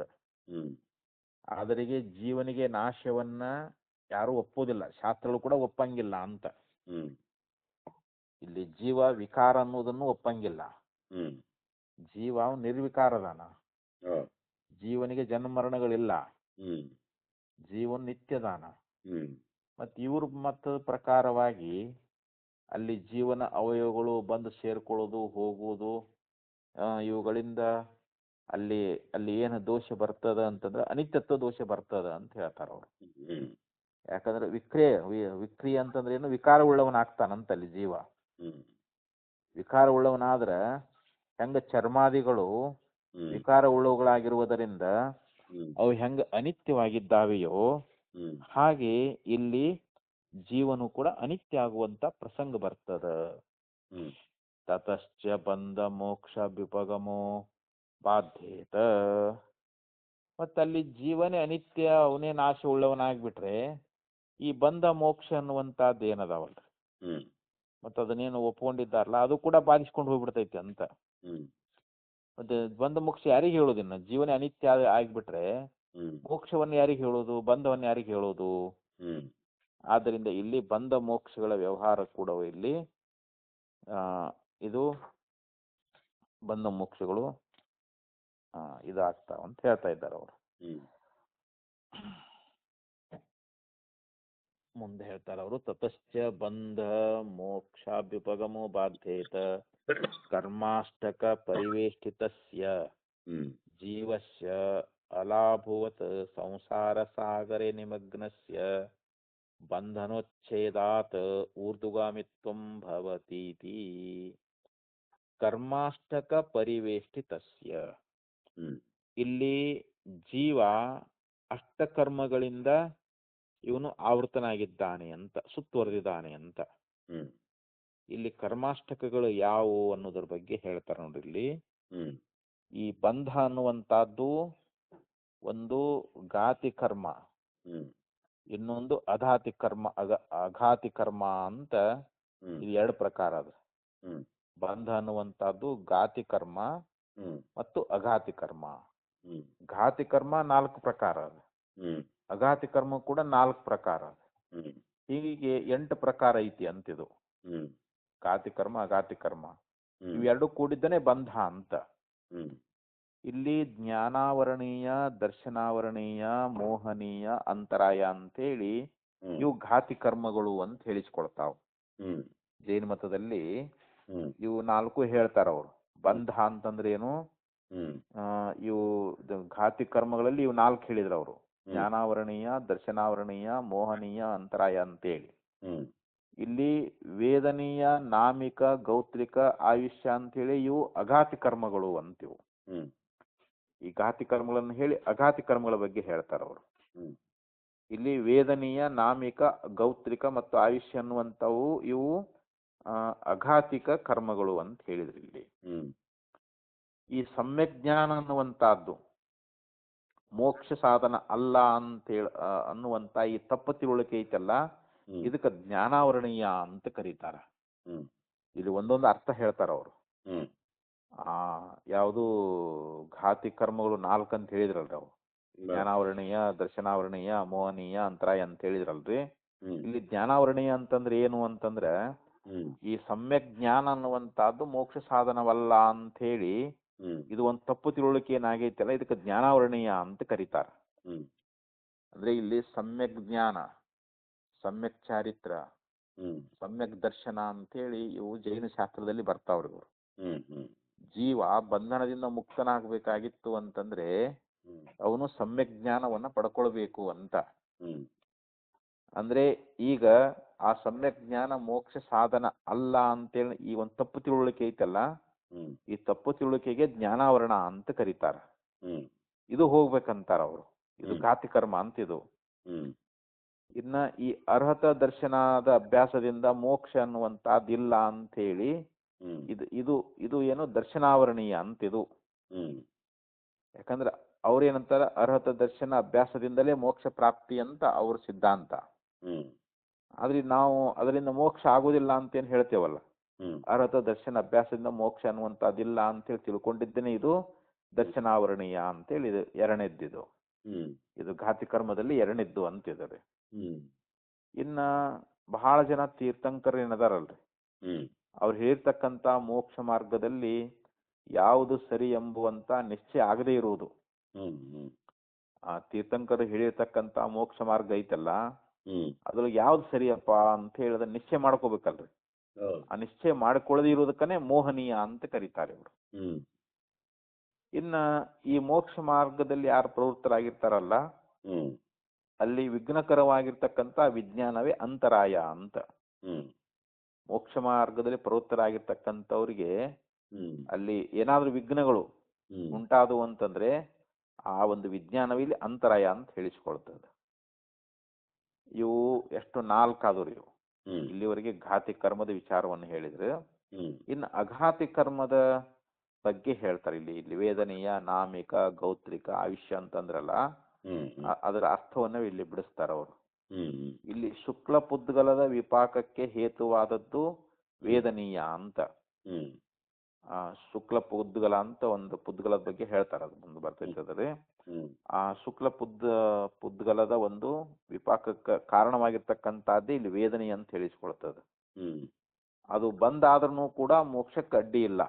ಹ್ಮ್ ಯಾವುದು ಅದು ವೇದನೆ ಅನ್ನೋಂಥದ್ದು ಏನೈತಲ್ಲ, ಅದು ಬಂದಾದ್ರೂ ಕೂಡ ಮೋಕ್ಷಕ್ಕೆ ಅಡ್ಡಿ ಇಲ್ಲ. ಹ್ಮ್ ವೇದನೀಯ ಕರ್ಮಕ್ಕೆ ಅನುಗುಣವಾದದ್ದು ನಾಮಿಕ ಅಂತ ಹ್ಮ್ ಎರಡನೇದ್ದಿದು. ಹ್ಮ್ ಆ ವೇದನೀಯ ಕರ್ಮ ಅನ್ನುವಂಥದ್ದು ಏನದಲ್ಲ, ಹ್ಮ್ ಯಾವುದು ಶುಕ್ಲ ಪುದ್ಗಲದ ಹ್ಮ್ ವಿಪಾಕಕ್ಕನೇ ಕಾರಣವಾಗಿರ್ತಕ್ಕಂಥದ್ದು ವೇದನೆ ಅಂತ ಹೇಳಿದ್ರದು. ಹ್ಮ್ ಅದು ಬಂದಾದ್ರೂ ಕೂಡ ಅದು ಮೋಕ್ಷಕ್ಕೆ ಏನೂ ತೊಂದರೆ ಇಲ್ಲ ಅಂತ, ಅದು ಅಡ್ಡಿ ಮಾಡಂಗಿಲ್ಲ ಅಂತ. ಹೌದು. ಇನ್ನು ಈ ವೇದನೆಯ ಕರ್ಮಕ್ಕೆ ಯಾವುದು ಅನುಗುಣವಾದದ್ದು ಅದಕ್ಕೆ ನಾಮಿಕ ಅಂತ ಕರೀತಾರ ಅವರು. ಹ್ಮ್ ವೇದನೆಯ ಕರ್ಮಕ್ಕೆ ಅನುಗುಣವಾಗಿರ್ತಕ್ಕಂಥದ್ದು ನಾಮಿಕ ಅಂತ. ಹ್ಮ್ ಇನ್ನದು ಶುಕ್ಲ ಪುದ್ಗಲದ ಅಧ್ಯಾವಸ್ಥೆಯನ್ನುಂಟು ಮಾಡುತ್ತದೆ ಅಂತ ಹೇಳ್ತಾರೆ ಅವರು. ಹ್ಮ್ ಆ ಶುಕ್ಲ ಪುದ್ಗಲದ ಒಂದು ಮೊದಲಿನ ಅವಸ್ಥೆಯನ್ನ ಉಂಟು ಮಾಡುವಂತಹದ್ದು ಯಾವುದು, ಇದು ನಾಮಿಕ ಅನ್ನುವಂತಹದ್ದು. ಹ್ಮ್ ಇನ್ನ ಗೋತ್ರಿಕ ಅನ್ನುವಂತಹದ್ದು, ಹ್ಮ್ ಇದು ಅಘಾತಿ ಕರ್ಮದಲ್ಲಿ ಇದು ಮೂರನೇದ್ರಿ, ಇದು ಗೌತ್ರಿಕ ಅನ್ನುವಂತಹದ್ದು. ಹ್ಮ್ ಇದು ಅವ್ಯಾಕೃತವಾಗಿ ಅದಕ್ಕಿಂತ ಮೂಲವಾಗಿರ್ತಕ್ಕಂಥ ಶಕ್ತಿ ಅಂತಿದು. ಹ್ಮ್ ಇದು ಆಯುಷ್ಕವು ಆಯುಷ್ಯನ್ನ ಉಂಟು ಮಾಡುವಂತಹದ್ದು ಆಯುಷ್ಕ ಅಂತ. ಹ್ಮ್ ಇದು ಗೋತ್ರಿಕ ಅಂತಂದ್ರೇನು, ಅವ್ಯಾಕೃತವಾಗಿ ಅದಕ್ಕಿಂತಲೂ ಮೂಲವಾಗಿರ್ತಕ್ಕಂಥ ಶಕ್ತಿ ಏನದಲ್ಲ, ಅದಕ್ಕೆ ಗೋತ್ರಿಕ ಅಂತ ಕರೀತಾರ. ಹ್ಮ್ ಆಯುಷ್ಕ ಅನ್ನುವಂಥದ್ದು ಇದು ಆಯುಷ್ಯನ್ನ ಉಂಟು ಮಾಡುವುದರಿಂದ ಇದಕ್ಕೆ ಆಯುಷ್ಕ ಅಂತ ಕರೀತಾ ಇದ್ದಾರ. ಹ್ಮ್ ಇಷ್ಟೆಲ್ಲ ವಿಚಾರವನ್ನ ಹೇಳ್ಕೊಂಡು ಬಂದ್ರವರು. ಹ್ಮ್ ಇವು ಕರ್ಮಾಷ್ಟಿಕದಿಂದ ಈ ಜೀವ ಸುತ್ತುವರೆಯಲ್ಪಟ್ಟವನಾಗಿ ಏನ್ ಮಾಡ್ತಾನಂತಂದ್ರೆ ಹ್ಮ್ ಈ ಸಂಸಾರ ಸಾಗರದೊಳಗ ಮುಳುಗಿಬಿಟ್ಟಾನ ಅಂತ ಇಲ್ಲಿ ಹೇಳಿದ್ರಿ. ಇಲ್ಲಿ ಹ್ಮ್ ಹ್ಮ್ ಅದಕ್ಕಂದ್ರ ಅವ್ರು ಇಲ್ಲಿ ಕರ್ಮ ತತಶ್ಚ ಬಂಧ ಮೋಕ್ಷಾಭ್ಯುಪಗಮೋ ಬಾಧ್ಯೇತ ಕರ್ಮಾಷ್ಟಕ ಪರಿವೇಷ್ಟಿತಸ್ಯ. ಈ ಕರ್ಮಾಷ್ಟಕ ಪರಿವೇಷ್ಟಿತಸ್ಯ ಅನ್ನೋದ್ರ ಬಗ್ಗೆ ಹೇಳಿದ್ರಿ. ಈಗ ಅಷ್ಟ ಕರ್ಮಗಳಿಂದ ಸುತ್ತುವರಿಯಲ್ಪಟ್ಟವನಾಗಿ ಅಂತ. ಪರಿವೇಷ್ಟಿತ ಅಂದ್ರೆ ಸುತ್ತುವರಿಯುವುದು ಅಂತ. ಸುತ್ತುವರಿಯಲ್ಪಟ್ಟವನಾಗಿ ಜೀವಸ್ಯ ಅಲಾಭೂವತ್. ಈ ಜೀವನಿಗೆ ಅಲಾಭುವತ್ ಅಂತಂದ್ರೆ ಸೂರ್ಯಬುರುಡೆ ಅಂತ. ಆ ಸೂರ್ಯಬುರುಡೆಯಂತೆ ಇಲ್ಲಿ ಸಂಸಾರ ಅನ್ನುವಂಥ ಸಾಗರದಲ್ಲಿ ಮುಳುಗಿರುವಂತವನು ಜೀವ ಅಂತ. ಸೂರ್ಯಬುರುಡೆಯಂತೆ ಇಲ್ಲಿ ಸಂಸಾರ ಸಾಗರದಲ್ಲಿ ಮುಳುಗಿರ್ತಕ್ಕಂಥವನು ಈ ಜೀವ ಅಂತ ಹೇಳ್ತಾರೆ. ಜೀವಸ್ಯ ಅಲಾಭೂವತ್ ಸಂಸಾರ ಸಾಗರ ನಿಮಗ್ನಸ್ಯ ಬಂಧನೋಚ್ಛೇದಾತ್ ಊರ್ಧ್ವಗಾಮಿತ್ವಂ ಸಂಭವತಿ. ಅಂತಂದ್ರೆ ಈ ಕರ್ಮಾಷ್ಟಕದಿಂದ ಏನು ಸುತ್ತುವರಿಯಲ್ಪಟ್ಟವನಾಗಿ ಈ ಜೀವ ಏನಾಗಿದ್ದಾನೆ, ಆ ಸೂರ್ಯಬುರುಡೆಯಂತೆ ಸಂಸಾರ ಸಾಗರದೊಳಗ ಇವನು ಮುಳುಗಿದಾನಲ್ಲ, ಈ ಜೀವನ ಬಂಧ ಅನ್ನುವಂಥದ್ದು ಯಾವಾಗ ನಾಶ ಆಯಿತು ಅಂತಂದ್ರೆ ಇಲ್ಲಿ ಊರ್ಧ್ವಗಾಮಿತ್ವ ಉಂಟಾಗ್ತದ ಅಂತ ಹೇಳಿ. ಈ ಅಂದ್ರೆ ಅವ್ರ ಸಿದ್ಧಾಂತ ಏನು ಅಂತಂದ್ರೆ ಜೀವ ಊರ್ಧ್ವಗಾಮಿ ಅಂದ್ರೆ ಏನು ಮೇಲ್ಮುಖವಾಗಿ ಹೋಗ್ತಾ ಇರ್ತಾನಂತೆ ಇವನು. ಮೇಲೆ ಹೋಗ್ತಾ ಇರೋದೇ ಮುಕ್ತಿ ಅಂತ ಹೇಳ್ತಾರ ಅವ್ರು. ಜೀವ ಊರ್ಧ್ವಗಾಮಿ ಆಗೋದು, ಊರ್ಧ್ವ ಅಂದ್ರೆ ಮೇಲ್ಮುಖವಾಗಿ ಹೋಗುವಂತಹದ್ದು ಏನದಲ್ಲ, ಇದೇ ಮೋಕ್ಷ ಅಂತ ಏನ್ ಹೇಳಿ ಒಪ್ಕೊಂಡಾರಲ್ರಿ. ಈ ರೀತಿಯಾಗಿ ಆ ಬಂಧ ಮೋಕ್ಷಗಳ ಒಂದು ಅವರು ಏನ್ ಅಭಿಪ್ರಾಯ ಅನ್ನುವಂತಹದ್ದು ಅದಲ್ರಿ, ಅದು ಇಲ್ಲಿ ಬಾಧಿತಾಗಿ ಹೋಗ್ಬಿಡ್ತದ ಅಂತ. ಯಾಕಂದ್ರೆ ಇಲ್ಲಿ ಜೀವ ವಿಕಾರ ಅಂತ ಒಪ್ಕೊಂಡ್ಬಿಟ್ರೆ ಜೀವ ಅನಿತ್ಯ ಆಗಿ ಹೋಗ್ಬಿಡ್ತದೆ. ಅವಾಗ ಇಲ್ಲಿ ಸಂಸಾರ ಸಾಗರದಲ್ಲಿ ಸೂರ್ಯ ಬುಡೆಯಂತೆ ಇಲ್ಲಿ ಮುಳುಗಿರ್ತಕ್ಕಂತ ಜೀವನಿಗೆ ಯಾವಾಗ ಆ ಜೀವನ ಬಂಧನ ನಾಶ ಆಯ್ತು ಅಂತಂದ್ರೆ ಅವನು ಊರ್ಧ್ವಗಾಮಿಯಾಗಿ ಮೇಲ್ಮುಖವಾಗಿ ಏನ ಗಮನ ಮಾಡ್ತಾ ಇದ್ದಾನಲ್ಲ, ಅದೇ ಮೋಕ್ಷ ಅಂತ ಹೇಳ್ತಾಳೆ. ಈ ರೀತಿ ಬಂಧ ಮತ್ತು ಮೋಕ್ಷ ಅವರ ಈ ಅಭಿಪ್ರಾಯ ಅನ್ನುವಂಥದ್ದು ಇಲ್ಲಿ ಬಾಧಿತಾಗಿ ಹೋಗಿ ಬಿಡ್ತದ ಅಂತೇಳಿ ಇಲ್ಲಿ ಹೇಳ್ಕೊಂಡು ಬಂದ್ರಿ ಇವಾಗ. ಕಿಂಚ ಅನ್ಯತ್ ಮತ್ತು ಕೂಡ ಆಗಚ್ಚತಾಂ ಅಪಗಚ್ಚತಾಂ ಚ ಅವಯವಾನಾಂ ಆಗಮ ಅಪಾಯ ಧರ್ಮವತ್ವಾದೇವ ಅನಾತ್ಮತ್ವಂ ಶರೀರಾದಿವತ್. ಇನ್ನ ಆಗಚ್ಚತಾಂ ಅಪಗಚ್ಚತಾಂ, ಇಲ್ಲಿ ಹೋಗ್ತಾ ಮತ್ತು ಬರ್ತಾ, ಹೋಗುವುದು ಮತ್ತು ಬರುವುದು, ಇವು ಅವಯವಗಳು. ಅವುಗಳು ಏನಾಗ್ತಾವು, ಬರ್ತಾವು ಹೋಗ್ತಾವು ಅಂತಿವು. ಈ ಆಗಮ ಅಪಾಯಿನ ಅಂತ ಹೇಳ್ತಾರ. ಆ ಒಂದು ಧರ್ಮ ಇರುವುದರಿಂದಲೇ ಶರೀರಾದಿಗಳಂತೆ ಇವು ಕೂಡ ಅನಾತ್ಮವಾಗಬೇಕಾಗ್ತದ ಅಂತ. ಶರೀರಾದಿಗಳು ಹೆಂಗ ಅನಾತ್ಮ ಆಗಿದಾವಲ್ಲ, ಹಾಗೆ ಇಲ್ಲಿ ಜೀವನ ಅವಯವಗಳು ಬಂದು ಹೋಗುವಿಕೆಯಿಂದ ಅವು ಆಗಮಾಪಾಯಿನ ಧರ್ಮ ಉಳ್ಳವುಗಳಾಗಿರುವುದರಿಂದ ಶರೀರಾದಿಗಳಂತೆ ಅವುಗಳಿಗೂ ಕೂಡ ನಾವು ಅನಾತ್ಮತ್ವವನ್ನ ಹೇಳ್ಬೇಕಾಗ್ತದ ಅಂತ. ಅವು ಅನಾತ್ಮವಾಗಿರ್ಬೇಕು ಅಂತ ಈ ಪ್ರಕಾರವಾಗಿ ಇಲ್ಲಿ ಆಚಾರ್ಯರು ಅವ್ರ ಮತಲ್ಲಿರ್ತಕ್ಕಂಥ ದೋಷವನ್ನ ಹೇಳ್ಕೊಂಡು ಬಂದ್ರು ಇವಾಗ. ಆಗಚ್ಚತಾಂ ಅಪಗಚ್ಚತಾಂ ಚ ಅವಯವಾನಾಂ ಆಗಮ ಅಪಾಯ ಧರ್ಮವತ್ವಾದೇವ. ಆಗಮ ಅಂದ್ರೆ ಬಂದು ಹೋಗುವಿಕೆಯ ಧರ್ಮ ಉಳ್ಳವುಗಳಾಗಿರುವುದರಿಂದ ಇಲ್ಲಿ ಜೀವನ ಅವಯವಗಳು ಇಲ್ಲಿ ಅನಾತ್ಮತ್ವಂ ಶರೀರಾದಿವತ್, ಶರೀರಾದಿಗಳಂತೆ ಅವು ಅನಾತ್ಮವೇ ಆಗಬೇಕಾಗ್ತದ. ತತಶ್ಚ ಅವಸ್ಥಿತ ಕಶ್ಚಿತ್ ಅವಯವ ಆತ್ಮ ಇತಿ ಸ್ಯಾತ್. ಅವಾಗ ಮುಂದೆ ನೀವೇನ್ ಹೇಳ್ಬೇಕಾಕೈತಿ ಅಂತಂದ್ರೆ, ಅಲ್ಲಿ ಹೋಗಲಾರ್ದೆ ಬರ್ಲಾರ್ದೆ ಇರ್ತಕ್ಕಂತ ಯಾವ ಒಬ್ಬ ಆತ್ಮ ಇದಾನೆ ಅಂತ ನೀವು ಒಪ್ಪಬೇಕಾಗ್ತೈತಿ. ಯಾವುದೋ ಒಂದು ಅವಯವದಿಂದಲೇ ಆತ್ಮ ಇದಾನೆ ಅಂತ ಹೇಳಿ ಒಂದು ನಿರ್ಣಯ ಆಗ್ತೈತಿ ಅಂತ ಇಲ್ಲಿ. ಅಂದ್ರೆ ಬರದೇ ಹೋಗದೆ ಇರ್ತಕ್ಕಂತ, ಯಾವಾಗಲೂ ಸ್ಥಾಯಿಯಾಗಿರುವಂತ ಯಾವುದೋ ಒಂದೇ ಅವಯವೇ ಆಗಿರ್ತಕ್ಕಂತ ಆತ್ಮ ಐತಿ ಅಂತ ಹೇಳ್ಬೇಕಾಕೈತಿ ಅಂತ. ಕಿಂಚ ಅನ್ಯತ್ ಅಗಚ್ಚಂತೆ ಚೈತೆ ಜೀವಾಯವಾಹ. ಇದನ್ನ ಚ ಸ ನಿರೂಪಯಿತುಂ ಶಕ್ಯತೆ ಅಯಂ ಅಸೌ ಇತಿ. ತತಶ್ಚ ಅವಸ್ಥಿತಃ ಕಶ್ಚಿತ್ ಅವಯವ ಆತ್ಮ ಇತಿ ಸ್ಯಾತ್. ನ ಚ ಸ ನಿರೂಪಯಿತುಂ ಶಕ್ಯತೆ ಅವಯವ ಅಯಂ ಅಸೌ ಇತಿ. ಕಿಂಚನ್ಯತ್ ಆಗಚ್ಚಂತೆಶ್ಚೈತೆ ಜೀವಾಯವಾಃ ಕುತಃ ಪ್ರಾದುರ್ಭವತಿ ಅಪಗಚ್ಚಂತೆಶ್ಚ ಕ್ವವಾ ಲೀಯಂತೆ ಇತಿ ವಕ್ತವ್ಯಂ. ಅವಾಗ ಇಲ್ಲಿ ಏನ್ ಹೇಳ್ಬೇಕಾಕೈತಿ ಅಂದ್ರೆ, ಈ ಶರೀರಾದಿಗಳಂತೆ ಅನಾತ್ಮ ಆಗ್ಬೇಕಾಕೈತಿ ಅಂತೆಲ್ಲ ಹೇಳಿದ್ರಲ್ರಿ. ಇಲ್ಲಿ ಬಂದು ಹೋಗುವಿಕೆಯಿಂದ ಆ ಅವಯವಗಳು ಏನಾಗ್ತಾವು, ಒಂದು ಆಗಮ ಅಪಾಯನ ಧರ್ಮಗಳಾಗಿರುವುದರಿಂದ ಶರೀರಾದಿಗಳಂತೆ ಅನಾತ್ಮ ಆಗ್ಬೇಕಾಕೈತಿ ಅಂತ ಹೇಳಿದ್ರಲ್ಲ. ಅಲ್ಲಿ ಹೋಗದೆ ಬರದೇ ಇರ್ತಕ್ಕಂತ ಒಂದು ಸ್ಥಾಯಿಯಾಗಿರುವಂತ ಯಾವುದೋ ಒಂದು ಅವಯವವಾಗಿರ್ತಕ್ಕಂಥ ಆತ್ಮ ಅಂತ ಅವಾಗ ಸಿದ್ಧ ಆಕೈತಿ. ಆದ್ರೆ ಅದು ಇಂಥದ್ದೇ ಆ ಅವಯವು ಅಂತ ಹೇಳಿ ಆತ್ಮನನ್ನ ಗುರುತುಪಡಿಸ್ಲಿಕ್ಕೆ ಆಗೋ ಹಾಗಿಲ್ಲ ಅಂತ. ಯಾಕಂದ್ರೆ ಇಂಥದ್ದೇ ಆ ಅವಯವ ಅಂತ ಅವಯವ ಉಳ್ಳವನೇ ಆತ್ಮ ಅಂತ ಹೇಳಿ ನಮಗದನ್ನ ಗುರುತುಪಡಿಸಕ್ ಆಗ್ತದೇನು ಅಂತ ಆಗೋದಿಲ್ಲ. ಮತ್ತೊಂದು ಏನಂತಂದ್ರ, ಆ ಬಂದು ಹೋಗುವಂತ ಏನು ಜೀವ ಅವಯಗಳದಾವಲ್ರಿ, ಬರುವಂತ ಜೀವ ಅವಯಗಳು ಅವು ಎಲ್ಲಿಂದ ಹೊರಗೆ ಬರ್ತಾ ಇದ್ದಾವೆ ಮತ್ತು ಹೊರಟು ಹೋಗುವಂತ ಅವಯವಗಳು ಎಲ್ಲಿ ಹೋಗಿ ಅಡ್ಕೊಳ್ತಾ ಇದ್ದಾವೆ ಅಂತ ಹೇಳಿ ಹ್ಮ್ ನೀನ್ ಅದ್ರ ಬಗ್ಗೆ ಹೇಳ್ಬೇಕಾಗ್ತದ ಅಂತ ಹ್ಮ್ ಆ ಜೈನ ಮತವಾದಿಯನ್ನು ಕುರಿತು ಆಚಾರ್ಯರು ಕೇಳ್ತಾ ಇದ್ದಾರೆ. ಹ್ಮ್ ಆಗ ಆಗಚ್ಚಂತೆಶ್ಚೈತೆ ಜೀವಾಯವಾಹ ಕುತಃ ಪ್ರಾದುರ್ಭವತಿ. ಅವು ಎಲ್ಲಿಂದ ಜೀವನ ಅವಯಗಳು ಪ್ರಾದುರ್ಭವ ಅಂದ್ರೆ ಉತ್ಪತ್ತಿ ಆಗ್ತಾ ಇದ್ದಾವೆ ಅಂತ.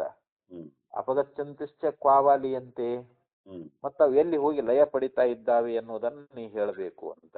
ಹ್ಮ್ ನಹಿ ಭೂತೇಭ್ಯ ಪ್ರಾದುರ್ಭವೇಯು ಭೂತೇಶು ಚ ನಿಲೀಯರನ್.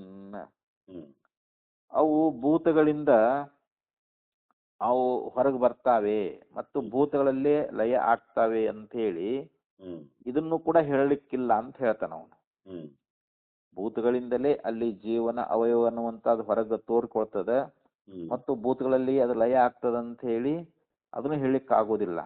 ಹ್ಮ್ ಯಾಕಂತಂದ್ರೆ ಇಲ್ಲಿ ಜೀವ ಅಭೌತಿಕತ್ವಾತ್ ಜೀವಸ್ಯ. ಹ್ಮ್ ಜೀವಸ್ಯ ಅಭೌತಿಕತ್ವಾತ್ ಅಂದ್ರೆ ಜೀವ ಏನಾಗಿದ್ದಾನೆ, ಅವನು ಅಭೌತಿಕನಾಗಿದ್ದಾನೆ ಅಂತ. ಹ್ಮ್ ಅವನು ಭೌತಿಕನಾಗಿದ್ರ ಅದನ್ನ ಹೇಳ್ಬೋದಾಗಿತ್ತು. ಹ್ಮ್ ಆ ಭೂತಗಳಿಂದಲೇ ಅವನು ಪ್ರಾದುರ್ಭಾವ ಆಗ್ತಾನ ಮತ್ತು ಭೂತಗಳಲ್ಲೇ ಲಯ ಆಗ್ತಾನ ಅಂತ ಹೇಳಿ ಹೇಳ್ಬೋದಾಗಿತ್ತು, ಯಾವಾಗ ಅವನು ಭೌತಿಕ ಆಗಿದ್ರ. ಹ್ಮ್ ಆದ್ರೆ ಇಲ್ಲಿ ಜೀವ ಹೇಗಿದ್ದಾನೆ, ಅಭೌತಿಕನಾಗಿದ್ದಾನೆ, ಹ್ಮ್ ಅಂದ್ರೆ ಭೂತಗಳ ಸಂಬಂಧ ಇಲ್ಲದವನಾಗಿದ್ದಾನೆ ಅಂತ.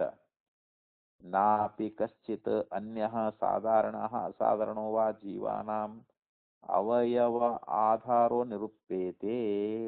ಹ್ಮ್ ಮತ್ತಷ್ಟೇ ಅಲ್ಲದೆ ಆ ಜೀವ ಏನದಾನಲ್ಲ ಇವನು ಭೂತಗಳಿಂದ ಬೇರೆಯಾಗಿರ್ತಕ್ಕಂಥ ಯಾವ ಜೀವರುಗಳಿಗೆ ಹ್ಮ್ ಅಲ್ಲಿ ಸಾಧಾರಣವಾದ ಅಥವಾ ಅಸಾಧಾರಣವಾಗಿರ್ತಕ್ಕಂಥ ಆ ಅವಯವ ಆಧಾರವನ್ನ ಅದನ್ನ ಗುರುತುಪಡಿಸಿ ಹೇಳೋದಕ್ಕೂ ಕೂಡ ಬರುವುದಿಲ್ಲ ಅಂತ ಹೇಳ್ತಾರೆ.